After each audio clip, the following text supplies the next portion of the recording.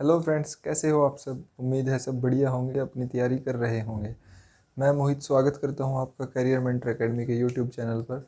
हम कर रहे थे इंडियन पॉलिटी की सीरीज़, और उस सीरीज़ में हमने जो पीछे किया था, हमने देखा था कि कॉन्स्टिट्यूशन कैसे बना है, उसके किस शेड्यूल के अंदर क्या क्या मेंशन है, कितने पार्ट हैं, कितने आर्टिकल्स हैं।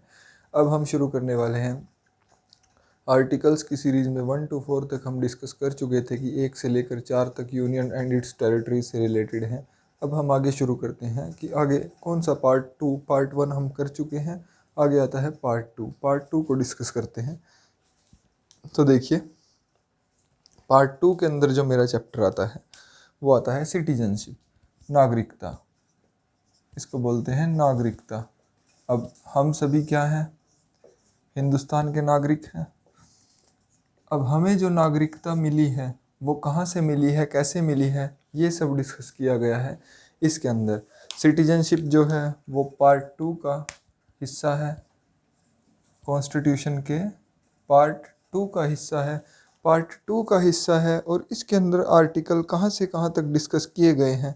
तो इसके अंदर आर्टिकल्स डिस्कस किए गए हैं फ्रॉम आर्टिकल 5 to 11, 5 से लेकर के 11 तक। ये मैंने आपको पहले भी बताया था कि 5, 6, 7, 8, 9, 26 नवंबर 1949 को जिस दिन संविधान बन करके तैयार हुआ था उसी दिन लागू हो गए थे, और बाकी के आर्टिकल जितने भी थे संविधान के वो कब लागू हुए थे? 26 जनवरी 1950 को। तो ठीक है, ये बात हमें समझ आती है। तो अब हम देखते हैं कि नागरिकता जो है, नागरिकता की आवश्यकता क्यों पड़ी, क्या है नागरिकता। देखिए, दो तरह के सिटीज़न होते हैं, दो तरह की सिटीजनशिप। मतलब हम कहेंगे किसी देश के अंदर जो नागरिक बसते हैं वो दो तरह के होते हैं। दो तरह के अगर नागरिक होते हैं तो वो दो प्रकार कौन कौन से हैं? पहले होते हैं सिटीजन और दूसरे होते हैं एलियन। अब ये एलियन क्या हुए? एलियन मतलब मंगल ग्रह के वासी नहीं।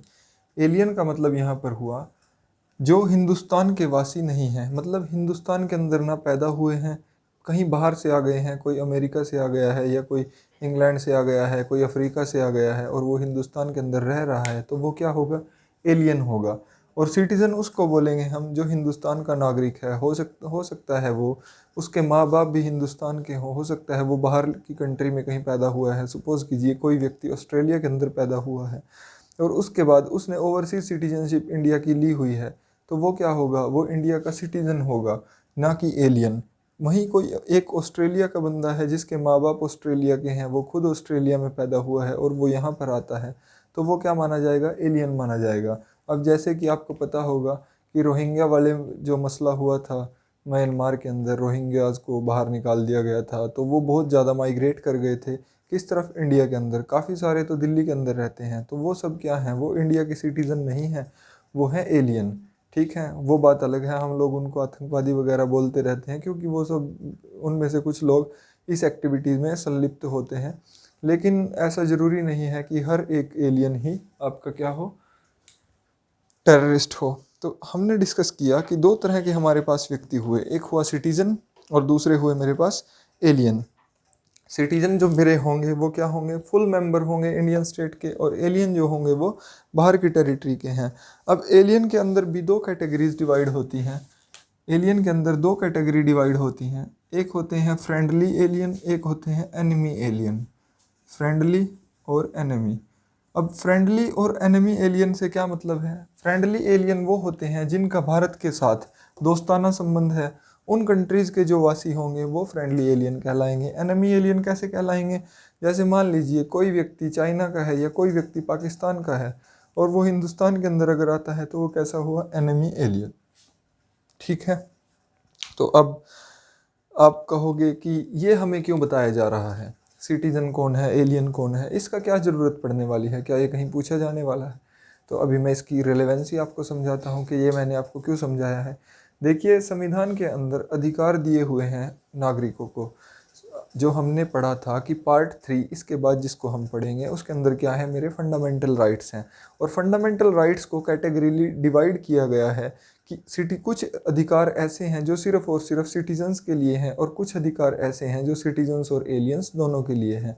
तो इसीलिए पहले हमें डिफरेंशिएट करना पड़ेगा कि कौन मेरा भारत का नागरिक है और कौन भारत का नागरिक नहीं है, किसको मुझे ये अधिकार प्रदान करने हैं, किसको ये अधिकार प्रदान नहीं करने हैं। जैसे कि अगर मैं आपको एक छोटी सी बात बताऊं कि मेरा एक अधिकार होता है संविधान के आर्टिकल 22 के तहत, आर्टिकल 22 होता है जो संविधान का, वो होता है prevention against arrest and detention.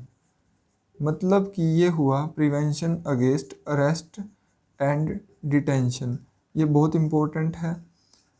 इसका मतलब ये हुआ कि ये आपको किस चीज़ से बचाता है। अगर आपने कोई गुनाह नहीं किया है तो ना तो आपको अरेस्ट किया जा सकता है, ना ही आपको नज़रबंद किया जा सकता है। ये है संविधान के आर्टिकल अनुच्छेद 22 के अनुसार। अब ये जो आपका अधिकार है ये इंडियन सिटीजन्स को तो मिला हुआ है, जो भी इंडियन सिटीजन्स हैं उनको ये अधिकार मिला हुआ है। जो मेरे फ्रेंडली एलियन हैं उनको भी ये अधिकार मिला हुआ है, एनिमी एलियन के लिए ये अधिकार नहीं है। तो इसीलिए मुझे ये सब डिफ्रेंशिएट करना पड़ा कि मुझे, ताकि पता चल सके कि कौन सा अधिकार किसको मिला हुआ है, किसको नहीं मिला हुआ है। अब क्वेश्चन कैसे आता है, क्वेश्चन इस टाइप से आता है, आपसे पूछ लिया जाता है कि निम्न में से, 4 ऑप्शन आपको गिवन होंगे, निम्न में से कौन सा अधिकार जो मेरे फॉरेन रेजिडेंट जो होते हैं, जिनको हम बोलते हैं मतलब एनआरआई नहीं, एनआरआई तो इंडिया के ही होते हैं, जो ऐसे पूछ लेता है वो आपसे कि इनमें से निम्न में से कौन सा अधिकार सिर्फ और सिर्फ इंडियंस के लिए है, फॉरेनर्स के लिए नहीं है, फॉरेनर्स के लिए नहीं है, या इनमें से निम्न में से कौन सा अधिकार ऐसा है जो फॉरेनर्स के लिए भी लागू है और इंडियंस के लिए भी लागू है। तो ऐसे वो पूछ लेता है। अगर मान लीजिए उसने पूछ लिया, आपसे आर्टिकल लिख के दे दिए उसने, 14, 15, 19, 20, 22 ऐसे करके उसने आपको आर्टिकल, 4 आर्टिकल लिख के दे दिए और उसने पूछ लिया कि निम्न में से कौन सा आर्टिकल ऐसा है जो फॉरेनर्स के लिए नहीं है। तो पहली बात यह है कि आपको आर्टिकल्स का पता होना चाहिए, इम्पोर्टेंट आर्टिकल जो हैं, कि हाँ किस आर्टिकल से मुझे क्या अधिकार मिलता है और ये क्या फॉरेनर्स को मिलता है या नहीं मिलता है। अगर पेपर वो अच्छे से लेवल पे सेट करता है तो फिर वो आपको इस टाइप के क्वेश्चन ज़रूर पूछता है, और ऐसे क्वेश्चन कई बार पूछे जा चुके हैं, ये आजकल का ट्रेंड चल रहा है। एसएससी के अंदर इस टाइप से क्वेश्चन रिपीट हो रहे हैं। तो इसीलिए मैंने आपको ये चीज़ समझाने की कोशिश की है। उम्मीद है आपको ये बात समझ आई होगी। तो अब हम बात कर लेते हैं, हमारा जो चैप्टर हम जिसको डिस्कस कर रहे हैं वो है सिटीजनशिप। अब सिटीजनशिप के अंदर बात करते हैं कि सिटीजनशिप जो होती है वो हमें मिल कैसे सकती है।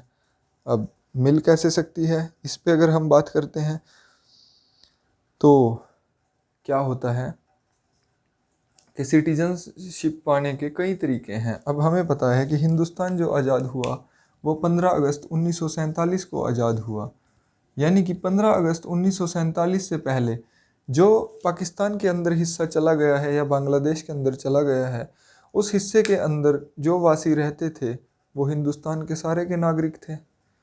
अब उसके बाद जब हिंदुस्तान और पाकिस्तान अलग अलग बने तो नागरिकता कानून के अंदर भी कुछ ना कुछ चेंजेस आए होंगे, नागरिकों के अंदर भी कुछ ना कुछ चेंजेस आए होंगे कि कुछ व्यक्ति ऐसे हुए, माइग्रेट हुए थे, आप सभी को पता है, जिनको हम रिफ्यूजीज़ बोलते हैं।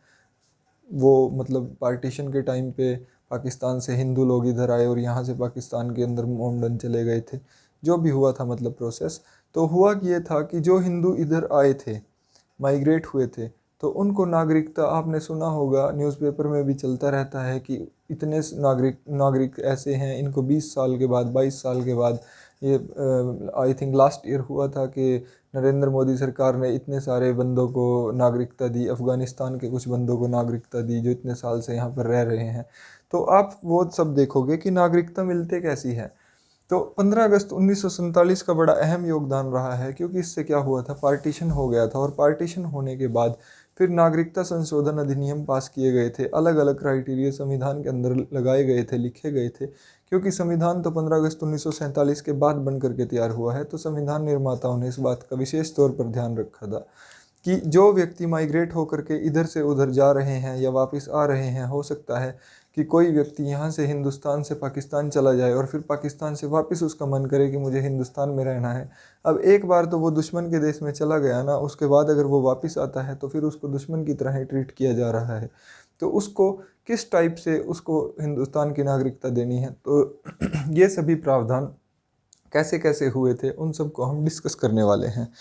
पहले हम देख लेते हैं कि कॉन्स्टिट्यूशन के अंदर प्रोविज़न क्या है। तो प्रोविज़न तो यही है कि संविधान का अनुच्छेद 5 से लेकर के 12 तक जो है वो किससे डील करता है, 5 से लेकर के 11 तक, सॉरी, नागरिकता से डील करता है। अब यहाँ पर इस नागरिकता का जो ये अनुच्छेद है 5 से 11, ये सिर्फ और सिर्फ तब तक डील करते हैं जब तक 26 जनवरी 1950 तक, 26 जनवरी 1950 के बाद जो भी नागरिकता से संबंधित फैसला लेना होगा वो कौन लेगा, पार्लियामेंट। ये पावर छोड़ी गई है पार्लियामेंट के हाथ में। यानी कि 26 जनवरी 1950 तक जो भी व्यक्ति इधर से उधर हुए, उधर से इधर आए, जिनको हिंदुस्तान की नागरिकता दी गई, तो उन सब के लिए डील करते हैं संविधान के अनुच्छेद 5 से लेकर के 11 तक। और 11 नंबर अनुच्छेद में लिख दिया गया है कि बाकी जितने भी मसले हैं बाद में जैसे पार्लियामेंट चाहे वैसे इनको लागू कर सकती है नागरिकता संशोधन नियम को। अभी आपने सुना होगा एक मसला है जो न्यूज़ में है बहुत ज़्यादा, जिसके ऊपर बवाल भी काफ़ी हुआ है, वो है एनआरसी। एनआरसी जो है वो क्या है, वो सिटीजनशिप एक्ट से संबंधित ही है, ठीक है। तो चलिए देखते हैं अभी हुआ क्या है कि हम डिस्कस करेंगे आर्टिकल 5 से कि आर्टिकल 5 के अंदर क्या कहता है। पहले देख लेते हैं कि 26 जनवरी 1950 तक क्या क्या हुआ, किस क्रम में हुआ। तो मैं आर्टिकल वाइज आपको उठाना चाहूँगा, समझाना चाहूँगा। तो मैं पहले बता देता हूँ आर्टिकल 5 के अंदर क्या हुआ था। देखिए आर्टिकल 5 के अंदर उसने ये बात बोली है, संविधान ने, अगर मैं उसने बात बोल रहा हूँ यहाँ तो वो है संविधान के लिए। संविधान में जो बात लिखी हुई है वो ये लिखी हुई है कि जिस व्यक्ति का, जो भी व्यक्ति जिसका डोमिसाइल हिंदुस्तान के अंदर था, जो भी व्यक्ति हिंदुस्तान का वासी था, मतलब हिंदुस्तान का वासी कैसे था, a person who is domicile in India and also fulfilled any one of the 3 condition. 3 condition उसने लगाई थी हिंदुस्तान के वासी होने के लिए आर्टिकल 5 के अनुसार 26 जनवरी 1950 तक। या तो वो हिंदुस्तान में पैदा हुआ हो, बोर्न इन इंडिया। पहली कंडीशन जो मेरी थी वो ये थी कि वो या तो हिंदुस्तान के अंदर पैदा हुआ हो, या फिर ऐसा हुआ हो कि वो इंडिया का ऑर्डिनरी रेजिडेंट हो, 5 साल से हिंदुस्तान के अंदर रह रहा हो, 5 साल से हिंदुस्तान के अंदर रह रहा हो। या फिर ऐसा हो, या तो वो ऐसा हो कि उसका जन्म हिंदुस्तान के अंदर हुआ हो, या वो 5 साल से हिंदुस्तान के अंदर रह रहा हो, या फिर ऐसा हो कि उसके जो पेरेंट्स हैं वो हिंदुस्तानी हो, पेरेंट्स वर इंडियन। अगर ऐसा है तो वो संविधान के अनुच्छेद 5 के अनुसार 26 जनवरी 1950 तक जिस भी व्यक्ति के पास ये कंडीशन थी तो वो हिंदुस्तान का नागरिक हो गया था। ये बोलता है आर्टिकल 5। अब मैं बोलता हूँ आर्टिकल 6 क्या बोलता है। आर्टिकल 6 जो डील करता है मेरा, मैं आपको इतनी डिटेल में नहीं कराना चाहूँगा क्योंकि ये सब जो है वो डिटेल्ड कॉन्सेप्ट है और इतनी डिटेल में सिटीजनशिप वगैरह नहीं पूछी जाएगी। ये सिर्फ और सिर्फ आपको समझाने के लिए मैं बता रहा हूँ। अगर कभी पेपर में पूछ ले, ये यूपीएससी के लेवल का है, यूपीएससी लेवल के पेपरों में ये चीज़ पूछी जाती है। जो बच्चे सीडीएस या एनडीए के तैयारी कर रहे हैं, एनडीए की भी नहीं, स्पेशली सीडीएस की, उनके लिए ये चीज़ इंपॉर्टेंट हो सकती है क्योंकि वहाँ पर ये बातें पूछी जा सकती हैं। बाकी एसएससी वगैरह इतनी गहराई में अभी तक नहीं गया है। तो आर्टिकल 5 के अंदर हमें बोला है कि उसको 3 कंडीशन सेटिस्फाई करनी होंगी। या तो वो हिंदुस्तान के अंदर पैदा हुआ हो, या 5 साल से हिंदुस्तान के अंदर रह रहा हो लगातार, या फिर उसके जो पेरेंट्स हैं वो हिंदुस्तानी हो। अब नेक्स्ट हम बात करते हैं आर्टिकल 6 में जो है वो डील करता है कि जो व्यक्ति पाकिस्तान से 26 जनवरी 1950 से पहले पाकिस्तान से इंडिया आ गए, जो व्यक्ति 26 जनवरी 1950 से पहले क्या हुए, हिंदुस्तान के अंदर आ गए। यहाँ पर एक्चुअल में उसने जो डेट रखी थी इस चीज़ के लिए वो रखी थी 19 जुलाई 1948। ये डेट फिक्स की थी कि इस डेट से पहले जो व्यक्ति हिंदुस्तान आ गया था पाकिस्तान से माइग्रेट होकर के, जिनको हम बोलते हैं रिफ्यूजीज, तो उनके लिए जो डील करता है नागरिकता से संबंधित वो करता है आर्टिकल 6। अब बात किसकी करते हैं, अब नेक्स्ट आ जाता है मेरा आर्टिकल 7। तो आर्टिकल 7 क्या बोलता है, आर्टिकल 7 मुझे बोलता है कि जो व्यक्ति हिंदुस्तान से क्या हुआ कि पहले तो वो यहाँ से हिंदुस्तान से चला गया पाकिस्तान के अंदर, हिंदुस्तान में रहता था, पाकिस्तान में चला गया, मन नहीं लगा, फिर वापस हिंदुस्तान आ गया। मैंने अभी आपको बात बताई थी कि कोई व्यक्ति यहाँ से वहाँ गया और वहाँ से फिर वापस आ जाता है, तो फिर उसके लिए क्या होगा। अब ये जो कंडीशन है ये कब तक के लिए थी, ये थी 1 मार्च 1947 तक की, इसमें डेट फिक्स की गई थी, 1 मार्च 1/3/1947। 1/3/1947 तक जो व्यक्ति ऐसा कर लेता है तो वो क्या होगा, उसको नागरिकता देने के लिए आर्टिकल 7 डील किया गया था। अब उसमें क्या था कि यहाँ पर कोई भी व्यक्ति है उसको 6 महीने के लिए कम से कम अपनी एप्लीकेशन रजिस्टर कराने के लिए सिटीजनशिप की 6 महीने कम से कम लगातार हिंदुस्तान के अंदर रहना होगा, ऐसे ही यहाँ पर था। तो ये अलग अलग कंडीशंस बनाई गई थी। हमारे लिए जो इम्पोर्टेंट मैटर है वो ये है कि अगर कोई व्यक्ति पाकिस्तान से हिंदुस्तान जो आए थे उनको जो नागरिकता दी गई वो किस उस नागरिकता से रिलेटेड अनुच्छेद कौन सा है, आर्टिकल कौन सा है, वो है आर्टिकल 6। और जो व्यक्ति हिंदुस्तान से पाकिस्तान चले गए थे और फिर वापस हिंदुस्तान आ गए थे उनके लिए कौन सा है, आर्टिकल 7।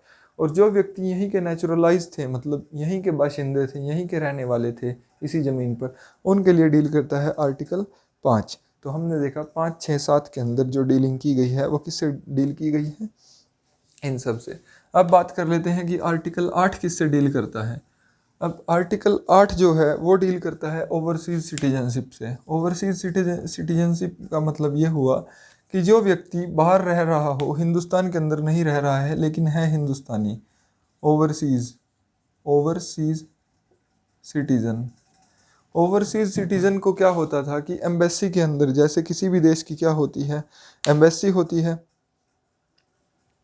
एम्बेसी होती है। तो वो क्या करेगा, जैसे कि मान लीजिए आप लोग कल को बाहर चले गए किसी कंट्री के अंदर, सपोज कीजिए आप इंग्लैंड के अंदर चले गए और इंग्लैंड में आप हो और आपकी वाइफ है।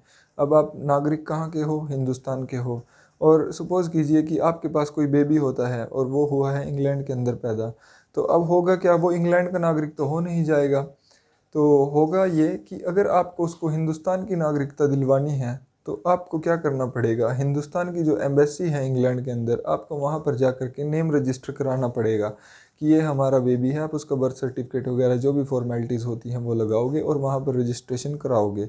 जब आप वहाँ पर रजिस्ट्रेशन करा देते हो फिर उसके बाद एक पर्टिकुलर टाइम पीरियड होता है, उस टाइम पीरियड के अंदर अंदर बच्चा क्या होगा, इंडियन सिटीज़न हो जाएगा, यानी कि उस बच्चे को भारत की नागरिकता मिल जाएगी।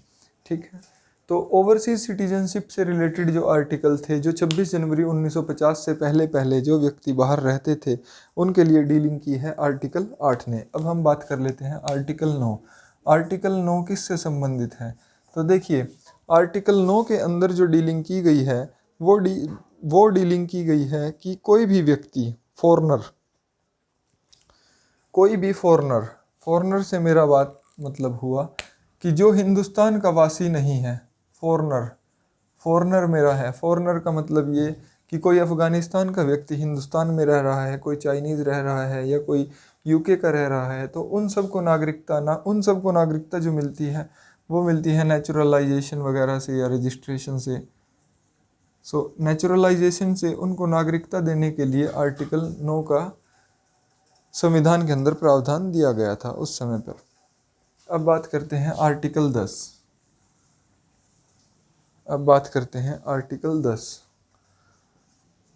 आर्टिकल 10 के बारे में अगर हम बात करें तो आर्टिकल 10 जो मेरा संबंधित है वो इस चीज़ से संबंधित है कि कोई भी लॉ अगर पार्लियामेंट बनाती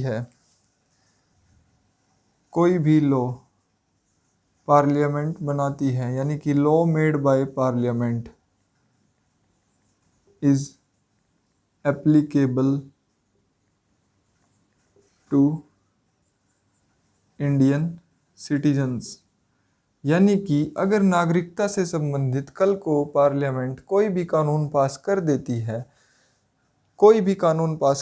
है तो वो हिंदुस्तान के नागरिकों के ऊपर ऑटोमेटिकली लागू हो जाएगा। तो यहाँ पर वो बोलता है, कॉन्स्टिट्यूशन बोलता है, every person who is or is deemed to be a citizen of India shall continue to be such citizen subject to the provision made by the parliament. तो यानी कि यही बात मैंने आपको समझाई है कि पार्लियामेंट अगर कल को कोई भी कानून बना देती है सिटीजनशिप से रिलेटेड, तो वो जितने हिंदुस्तान के नागरिक हैं उनके ऊपर ऑटोमेटिकली एप्लीकेबल हो जाएगा, अप्लाई हो जाएगा। राइट। अब हम बात करते हैं सिटीजनशिप के अंदर लास्ट आर्टिकल की, और वो लास्ट आर्टिकल मेरा है आर्टिकल नंबर 11। तो आर्टिकल नंबर 11 के अंदर क्या कहता है? आर्टिकल नंबर 11 के अंदर ये प्रावधान दिया गया है कि पार्लियामेंट को इतनी पावर है कि वो जब चाहे कोई भी प्रोविज़न बना सकती है in regard to citizenship as it deems to fit. So parliament has power to make law for citizenship. जैसा इसको ठीक लगता है ये उस हिसाब से क्या कर सकती है पार्लियामेंट यानी हिंदुस्तान की संसद कानून बना सकती है। तो हमने देखा कि जो मेरा 1950 तक का केस था वो तो इन्होंने डील कर लिया, और 11 नंबर इन्होंने डाल करके इसलिए छोड़ दिया कि निकट भविष्य में अगर कभी भी इस चीज़ को चेंज करने की ज़रूरत पड़ती है, आपको नए कानून तो बनाने पड़ेंगे। जैसे जैसे समाज आगे बढ़ेगा तो कानून तो बनाने पड़ेंगे, तो कानून बनाने पड़ेंगे। तो उस चीज़ को सोचते हुए उन्होंने संविधान के अंदर पहले ही आर्टिकल 11 दिया था। अब आर्टिकल 11 के तहत क्या होता है? आर्टिकल 11 आपको ये नहीं बोलता कि आप अलग अलग आपके पास मतलब नए अनुच्छेद ऐड हो जाएंगे संविधान के अंदर। नहीं, क्या होगा कि यहाँ से इसके अकॉर्डिंग क्या हुआ था कि सिटीजनशिप एक्ट की शुरुआत हुई थी। सिटीजनशिप एक्ट की जो शुरुआत हुई थी, तो सबसे पहला सिटीजनशिप एक्ट जो आया था वो आया था 1955 के अंदर। उसके बाद पार्लियामेंट ने टाइम टू टाइम इसमें कई मॉडिफिकेशन की हैं, जैसे 86 के अंदर आया है, फिर 1986 में मॉडिफाई किया है, 1992 में मॉडिफाई किया है, 2003 में, 2005 में, और ऐसे सो ऑन चलता रहता है। अभी एनआरसी के रिगार्डिंग भी मॉडिफाई किया गया है। राइट। तो हम देखते हैं कि सिटीजनशिप एक्ट 1955 के तहत डीलिंग की जाती है अब आज के समय में नागरिकता से संबंधित प्रावधानों में। अगर अब इससे डील की जाती है तो फिर ये 5 से लेकर के 9 तक जो रखे हुए हैं, 10 तक रखे हुए हैं, इनको क्यों रखा हुआ है? इनको डिलीट कर देना चाहिए? नहीं, ऐसा नहीं है। इनको हम डिलीट नहीं कर सकते, क्योंकि आज भी आप देखते हो तो नागरिकता से संबंधित मसले उठते रहते हैं, और ये तो 50-50, 60-60 साल, 70-70 साल से भी पुरानी बातों पर चले जाते हैं। ठीक है। तो अब हम डिस्कस करेंगे कि सिटीजनशिप एक्ट 1955 जो आया था उसके तहत जो प्रावधान चल रहे हैं वो ही मेन है, और उन्हीं के अंदर थोड़ा थोड़ा टाइमली बेसिस पर बदलाव किए जाते हैं। तो अभी हम देखते हैं कि सिटीजनशिप एक्ट 1955 क्या कहता है। तो सिटीजनशिप एक्ट 1955 जो बोलता है हमें, वो ये बोलता है कि कोई भी व्यक्ति हिंदुस्तान का नागरिक बन सकता है, लेकिन नागरिक बनने के लिए एक्विजिशन, नागरिक बनने को इसको बोलेंगे हम एक्विजिशन, यानी कि प्राप्त करना, एक्विजिशन ऑफ सिटीजनशिप। अगर उसको सिटीजनशिप प्राप्त करनी है, हिंदुस्तान की नागरिकता प्राप्त करनी है, तो इसके लिए क्या क्या प्रोसेस हैं, मतलब कितने तरीक़ों से नागरिकता प्राप्त की जा सकती है, तो हम उनको डिस्कस करने वाले हैं। देखिए, सबसे पहला तरीका है बाय बर्थ।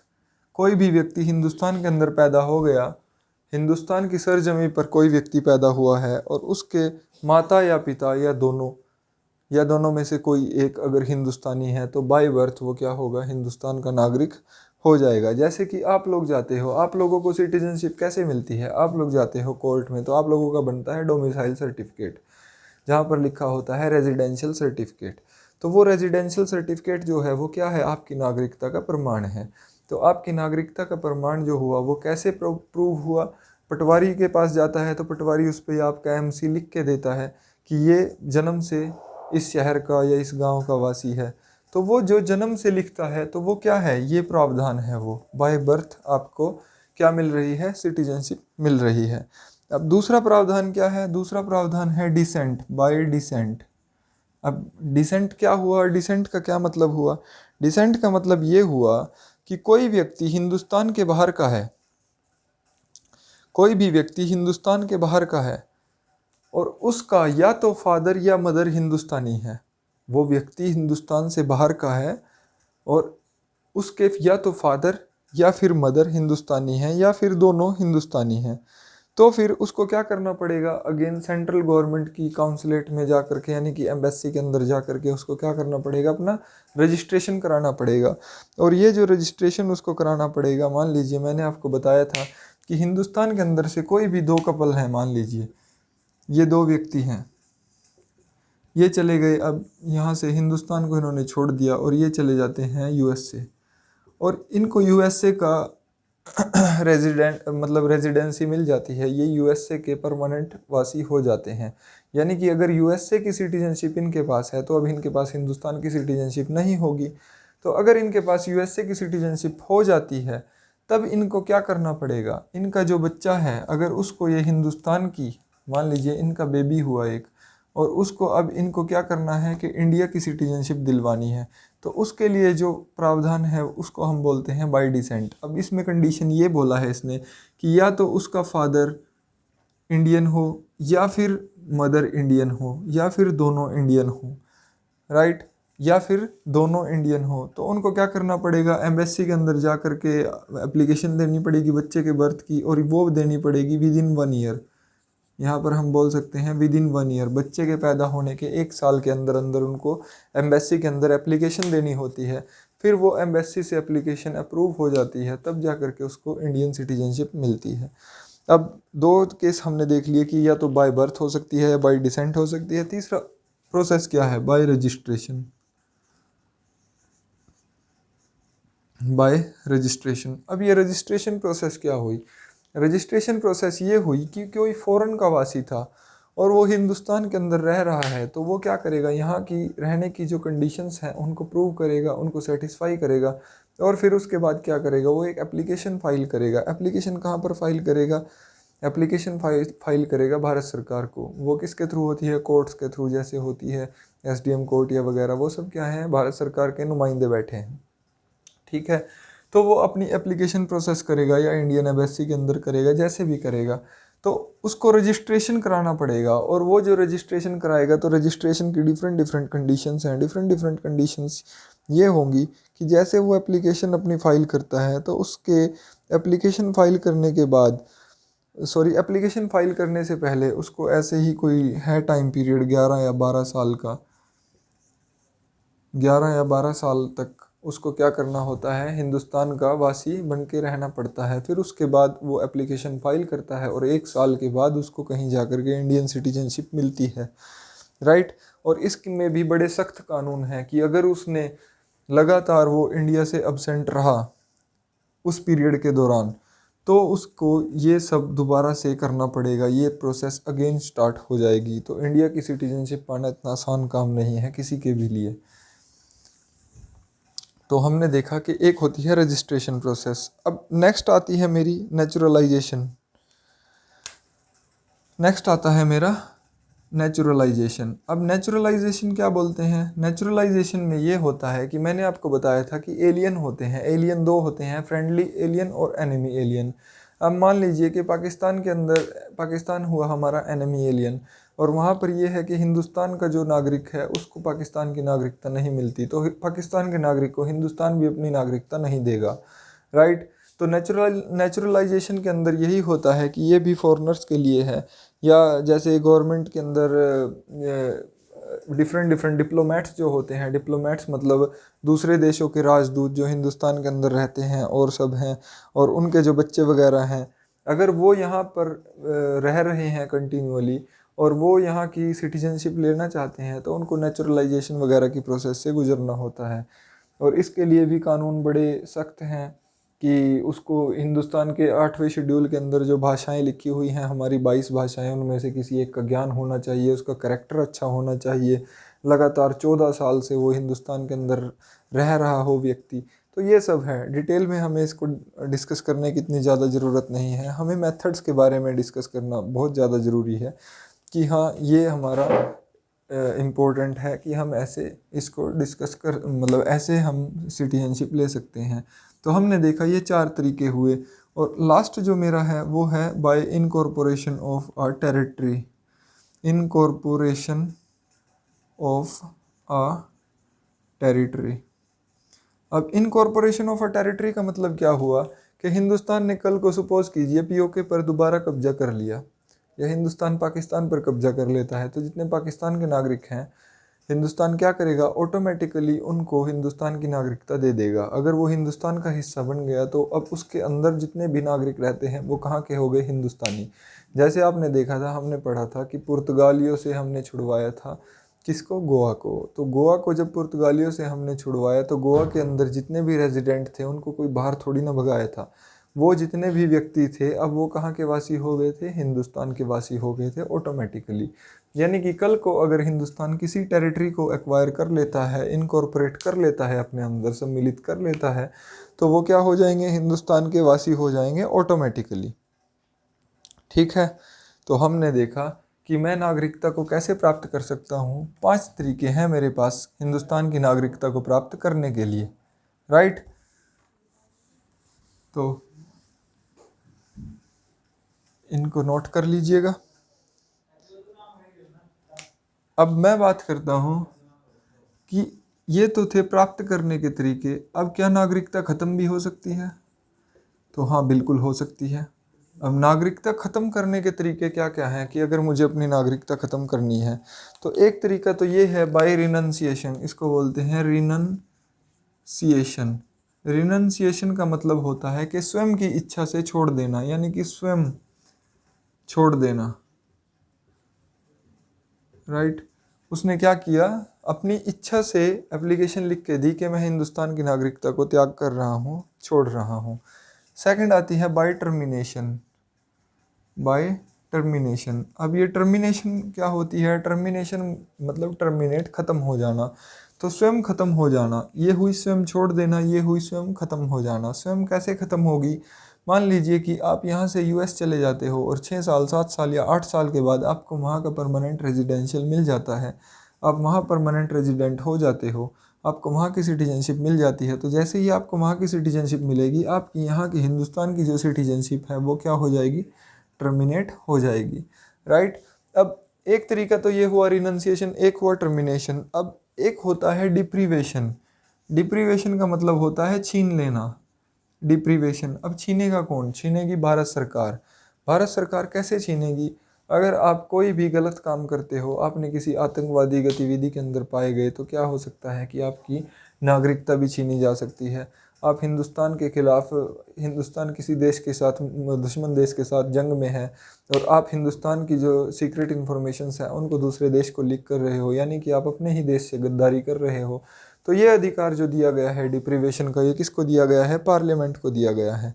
तो यानी कि आपकी शक्तियां जो हैं सिटीजनशिप वाली, नागरिकता जो है, अगर उस नागरिकता को भारत सरकार छीन लेती है तो वो होता है डिप्रीवेशन, राइट। तो हमने देखा कि सिटीजनशिप मेरी 5 तरीके से प्राप्त की जा सकती है और 3 तरीके से ख़त्म हो सकती है, राइट। अब हिंदुस्तान के अंदर कैसी सिटीजनशिप है, ये मैंने पहले भी बताया था कि हिंदुस्तान के अंदर सिंगल सिटीजनशिप है। ध्यान रखिएगा, हिंदुस्तान के अंदर सिंगल सिटीजनशिप है। सिंगल सिटीजनशिप का मतलब ये हुआ कि आप अगर किसी राज्य के वासी हैं, आपने बोला कि मैं केरला का वासी हूँ, अगर आप केरला के वासी हैं तो आप हिंदुस्तान के भी वासी हैं, हिंदुस्तान के भी नागरिक हुए।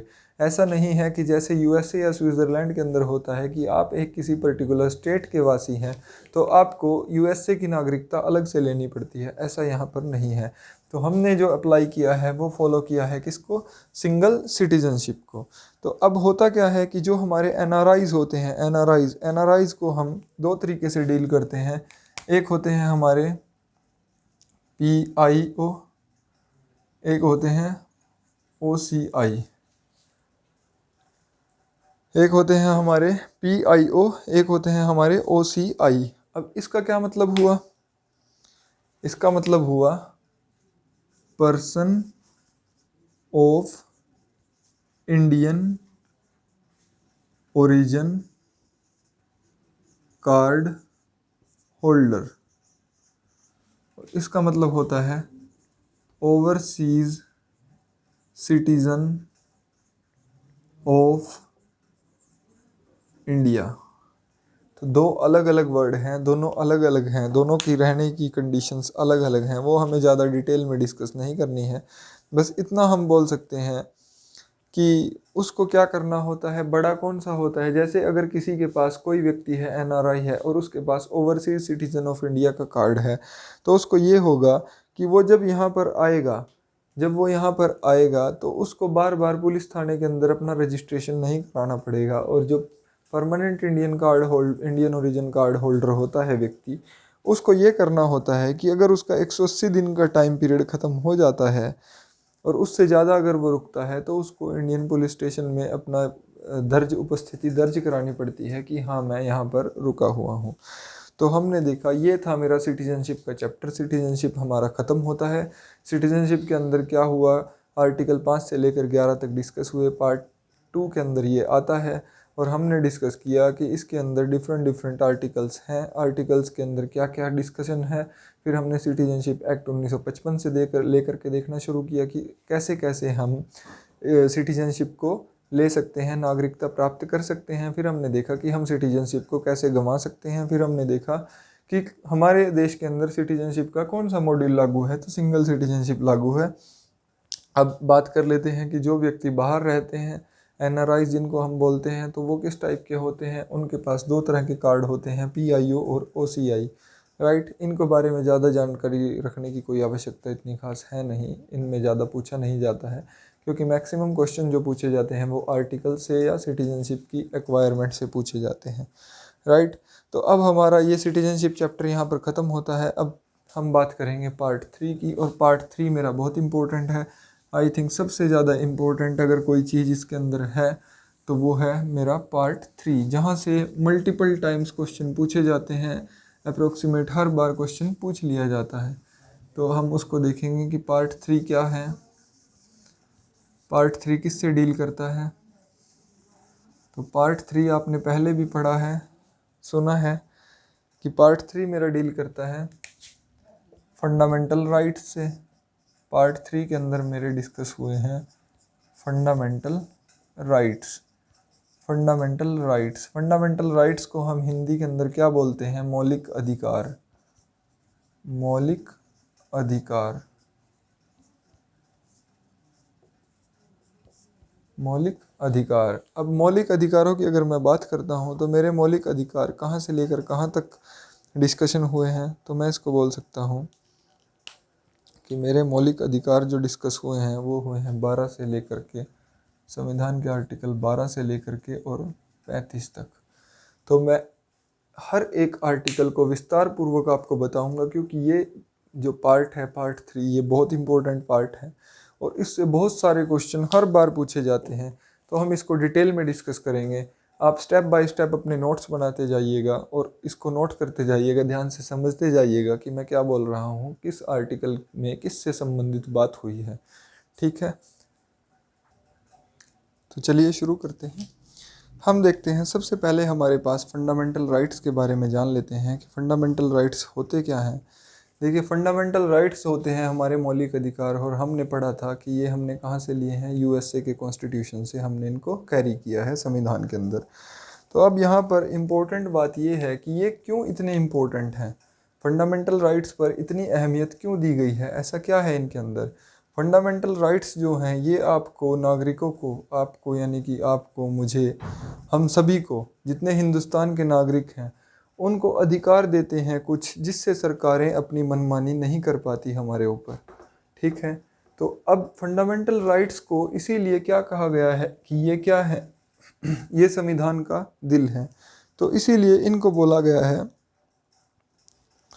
पार्ट 3 जो है मेरा, पार्ट 3, इसको बोला गया है मैग्ना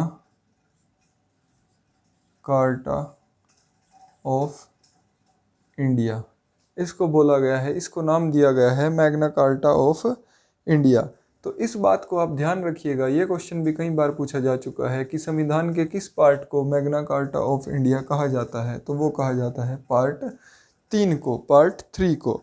अब हमें फंडामेंटल राइट क्यों दिए गए, फंडामेंटल राइट इसलिए दिए गए क्योंकि ये प्रमोशन करते हैं किसका, ये प्रमोट करते हैं पॉलिटिकल डेमोक्रेसी को, पॉलिटिकल डेमोक्रेसी को। अगर किसी देश को गणतंत्र बनना है, किसी देश को अगर गणतंत्र बनना है, पॉलिटिकल डेमोक्रेसी की वहाँ पर ज़रूरत होगी और उसके लिए हमें दिए गए हैं मौलिक अधिकार। यानी कि चाहे कोई अमीर है, चाहे कोई गरीब है, चाहे कोई किसी भी परिस्थिति में है, अगर वो हिंदुस्तान का नागरिक है, देखिए सबसे पहले नंबर पर रखी गई नागरिकता। अगर वो नागरिक है तो अब मैं उसको दूंगा अधिकार। अगर मैं उसको अधिकार दे रहा हूँ, फिर मैं सरकारों को निर्देश दूंगा, उनको बोलेंगे हम directive principle of state policy. फिर सरकारों को मैं निर्देश देने के बाद उस नागरिक को बताऊंगा कि तेरे कुछ कर्तव्य भी हैं, फंडामेंटल ड्यूटीज़ क्या हैं तेरी संविधान के प्रति। फिर उसके बाद ये सब समझाने के बाद फिर हम देखेंगे कि गवर्नमेंट काम कैसे करती है, गवर्नमेंट की फॉर्म कैसी है, पार्लियामेंट कैसे चलती है, प्रेसिडेंट क्या करते हैं, प्राइम मिनिस्टर क्या करते हैं। तो पॉलिटी को सीक्वेंस बाय सीक्वेंस पढ़ेंगे तभी ये समझ आएगी। इसीलिए हम स्टेप बाय स्टेप देख रहे हैं।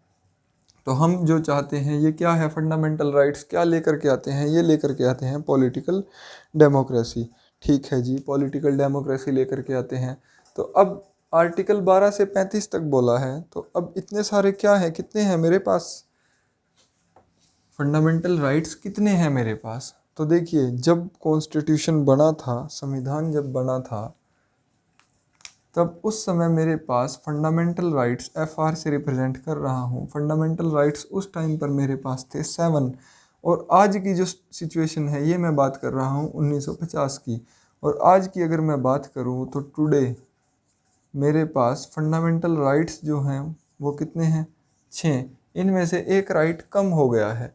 अब एक राइट जो कम हुआ है वो कब कम हुआ है, वो हुआ है मेरा 44th कॉन्स्टिट्यूशनल अमेंडमेंट एक्ट से, 44th कॉन्स्टिट्यूशनल अमेंडमेंट एक्ट से। अब हुआ क्या था इसके अंदर, जो मेरा राइट टू प्रॉपर्टी था, right to property, right to property यानी कि संपत्ति का अधिकार, ये आता था मेरा राइट टू प्रॉपर्टी। 7वें नंबर का जो मेरा राइट था, अब ये फंडामेंटल राइट की जगह बन चुका है लीगल राइट। और ये मैंने आपको बताया भी था कि संविधान के अनुच्छेद 300 के अनुसार आर्टिकल 300 में इसको रख दिया गया है। तो यानी कि यहाँ से मेरा एक फंडामेंटल राइट कम हो गया है। अब मेरे पास कितने फंडामेंटल राइट बचे हैं, 6 फंडामेंटल राइट बचे हैं।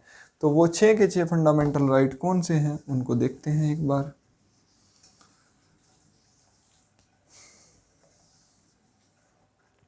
सबसे पहले मेरे पास आता है right to equality, right to equality, इसको हिंदी में बोलते हैं समानता का अधिकार। ये मेरा फर्स्ट है, right to equality. Right to equality को हिंदी में बोलते हैं समानता का अधिकार। इस अधिकार के अंदर कितने मेरे आर्टिकल लिए हुए हैं, तो आपको पता होना ज़रूरी है कि ये आर्टिकल मेरा आर्टिकल 14 से लेकर के और 18 तक डील करता है। 14 से लेकर के 18 तक जो है वो राइट टू इक्वालिटी के अंदर रहेंगे। सेकंड नंबर पर मेरा जो आर्टिकल आता है वो आता है मेरा राइट टू किस चीज़ का, फ्रीडम, आज़ादी, राइट टू फ्रीडम। अगर मेरा राइट टू फ्रीडम आता है सेकंड राइट, तो उसके अंदर क्या है, 14 से 18 तक मेरे होंगे इक्वालिटी वाले, और उसके बाद मेरे पास 4 आगे होंगे आर्टिकल 19, 20, 21 और 22। 19 से लेकर के और 22 तक मेरे पास आ जाता है राइट टू फ्रीडम। अब क्या हुआ, देखिए पहले बराबरी दी, फिर आज़ादी दी, अब क्या कर रहे हैं, अब दे रहे हैं हम आपको, उन्होंने बोला right against exploitation, exploitation, right against exploitation. अब एक्सप्लॉयटेशन का मतलब क्या हुआ, शोषण के विरुद्ध अधिकार, इसको मैं बोलूँगा। तो इसके अंदर मेरे आ जाते हैं आर्टिकल 23, 24, 2 आर्टिकल मेरे इसके अंदर आ जाते हैं, राइट अगेंस्ट एक्सप्लॉयटेशन। अब उसके बाद हमें दिया है चौथे नंबर पर राइट टू फ्रीडम। अब फ्रीडम किसकी, हमारी फ्रीडम की तो बात यहाँ पर हो गई। अब बोला है right to freedom of religion. अब आप समझेंगे कि वहाँ पर मैंने जो बोला था सेक्युलर वर्ड का मतलब वो धर्मनिरपेक्ष क्यों बोला था, क्या उसका मतलब था, धर्मनिरपेक्षता के हिंदुस्तान के उसमें डेफिनेशन क्या है। जब हम इसको आर्टिकल को पढ़ेंगे तब हम इस बात को समझेंगे। तो हम 23 से 24 तक हो चुका था। अब यहाँ पर आ जाता है आपका आर्टिकल 25 से लेकर के 28 तक। अब ये जो मैं लिख रहा हूँ इनको आप डिक्टो याद ज़रूर करेंगे, क्योंकि आपसे पूछ लिया जाएगा पेपर के अंदर। तो आपको आइडिया रहना ज़रूरी है कि हाँ मेरे पास 5 इक्वालिटी के अंदर होते हैं, 4 मेरे फ्रीडम के अंदर होते हैं, एक्सप्लोइटेशन के अंदर 2 होते हैं, फ्रीडम ऑफ रिलीजन जो है मेरा उसके अंदर 4 होंगे। ठीक है। अब 5th नंबर पर आपका आता है cultural and educational right.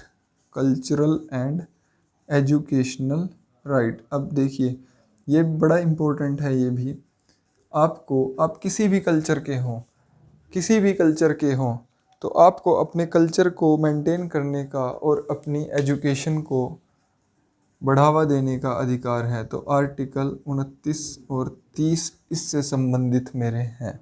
Right. तो मेरे पास ये हुआ right to cultural and educational right. अब मेरे पास आगे था मेरा राइट टू प्रॉपर्टी, वो तो मेरा डिलीट हो गया था 6 नंबर का। अब उसके बाद मेरे पास अब जो बचता है छठा मेरा जो राइट बचता है वो मेरा क्या बचता है, वो है मेरा right against constitutional remedies. Right against constitutional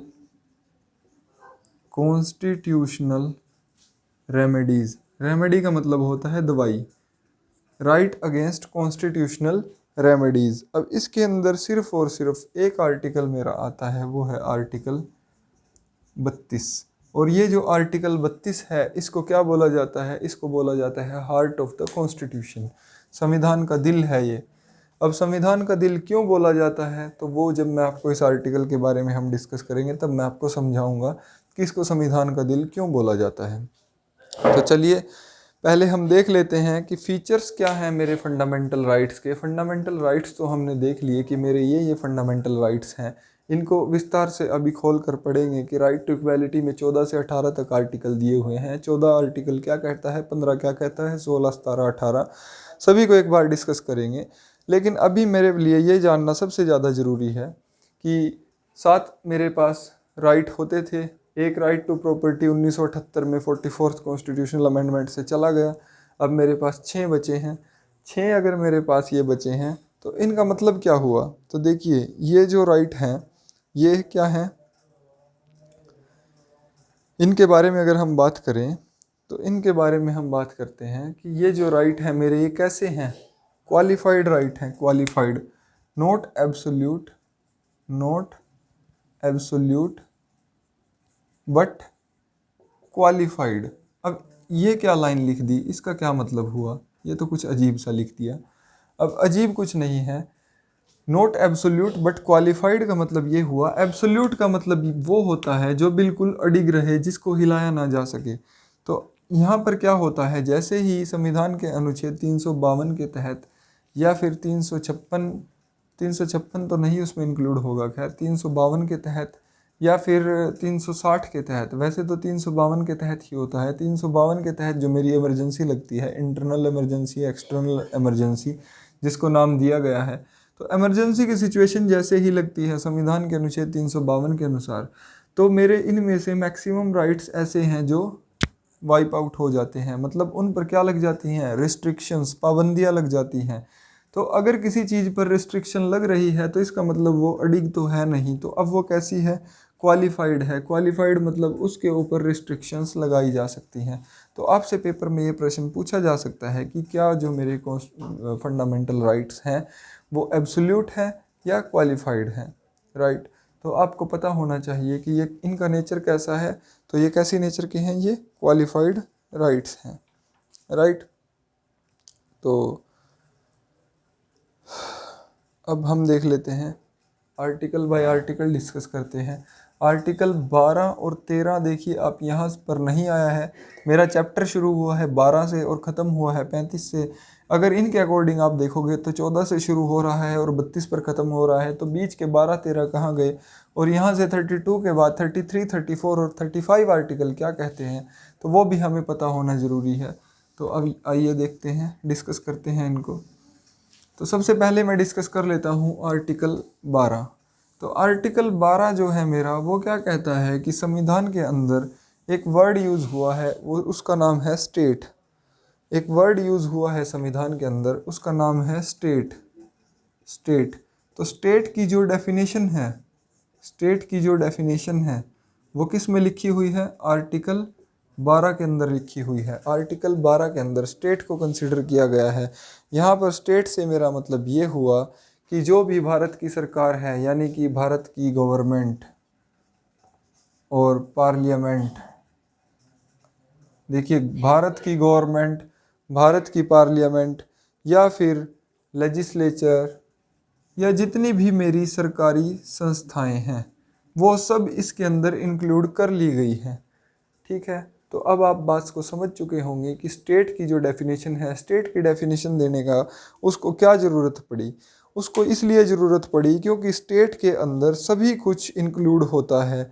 जैसे कि सरकार है, सरकार के पार्लियामेंट हुई, लेजिस्लेचर हुई, और जितनी भी सरकार के अधीन कंपनियां हैं, जैसे कि मैं बोल दूं LIC है, ONGC है और आपकी BHEL है, ये सब जो हैं वो सब किसके अंडर आती हैं? स्टेट के अंडर। यानी कि सरकार का जहाँ कहीं इतनी सी भी हिस्सेदारी है तो वो स्टेट के अंदर इंक्लूड हो जाएगी। राइट। सरकारी स्कूल, या आप बोल सकते हो एडेड स्कूल, जो गवर्नमेंट एडेड स्कूल होते हैं, जैसे जहाँ पर सरकार का 40% का अनुदान है या 30% का अनुदान है, तो वो सब इसके अंदर इंक्लूड हो जाएंगे। तो आर्टिकल 12 जो मेरा डील करता है वो किससे डील करता है? स्टेट की डेफिनेशन से। अब मैं बात बताता हूँ आपको कि आर्टिकल 13 किससे डील करता है। आर्टिकल 13 हम पहले भी डिस्कस कर चुके हैं। मैंने आपको एक कंसेप्ट बताया था, वो क्या बताया था? Judicial review. Judicial review. अब जुडिशियल रिव्यू क्या होती है कि न्यायपालिका के पास ये पावर होती है कि वो अपने ही निर्णयों पर पुनर्विचार कर सकता है। अगर वो अपने ही निर्णयों पर पुनर्विचार कर सकता है तो इसका मतलब क्या हुआ कि जो राइट, अब अगर वो अपने ही निर्णयों पर पुनर्विचार करेगा तो उसके पीछे कोई ना कोई कारण होगा।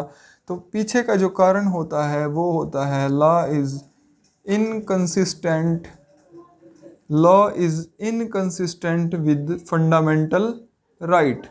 अगर कोई लॉ फंडामेंटल राइट के साथ कंसिस्टेंट नहीं है तो वो क्या करेगा? उस पर जुडिशियल रिव्यू कर लेगा, पुनर्विचार कर लेगा। और जो पुनर्विचार करता है वो किससे करता है? आर्टिकल 13 के तहत करता है। तो आर्टिकल 13 जो है ये बहुत इंपॉर्टेंट है। आपसे पूछ लेगा कि जुडिशियल रिव्यू, अब जुडिशियल रिव्यू के लिए बच्चा क्या करता है? बच्चा याद करके रखता है कि सुप्रीम कोर्ट फलाने फलाने आर्टिकल के अंडर आता है। जुडिशियल जो प्रोसेस होगी तो वो वहीं का आर्टिकल को चूज़ करके लिख देगा ऑप्शन के अंदर, और ऑप्शन के अंदर आर्टिकल 13 भी होगा और वो ऑप्शन भी लिखे होंगे, और वो हमेशा गलत ऑप्शन चूज़ करेगा क्योंकि अब उसे पता ही नहीं है कि आर्टिकल 13 एक्चुअल में बेसिकली फंडामेंटल राइट्स का एक पार्ट है। तो इसमें बेसिकली आर्टिकल 13 के अंदर जो है वो है consistency of law with fundamental right. अब इसके अंदर जब मैं इसको इलेबोरेट करके लिखता हूँ तो मुझे पता चलता है कि फंडामेंटल राइट के साथ जो लॉ मेरा कंसिस्टेंट में नहीं है वो लॉ मतलब कानूनी रूप से सही नहीं है। अगर उस पर कोई डिसीजन आ चुका है तो जुडिशरी उसको मांग लेगी रिव्यू के लिए। बात समझे? तो अभी आर्टिकल 13 हमने देख लिया। इस आर्टिकल 13 के तहत ये जो जुडिशियल रिव्यू है ये इतना इम्पोर्टेंट है कि इतने सारे केस हैं। एक केस है, मैंने आपको बताया था कि केशवानंदा भारती केस, केशवानंदा भारती केस, जिसके अंदर क्या हुआ था कि बेसिक स्ट्रक्चर की डॉक्ट्रिन आपको दी गई थी। और ये जो केस है ये इकलौता केस नहीं था जो फंडामेंटल राइट्स के लिए किया गया था, फंडामेंटल राइट्स के मतलब वायलेशन के लिए किया गया था। इससे पहले भी बहुत से केसेस किए गए थे, गोपालन केस और अदर केसेस।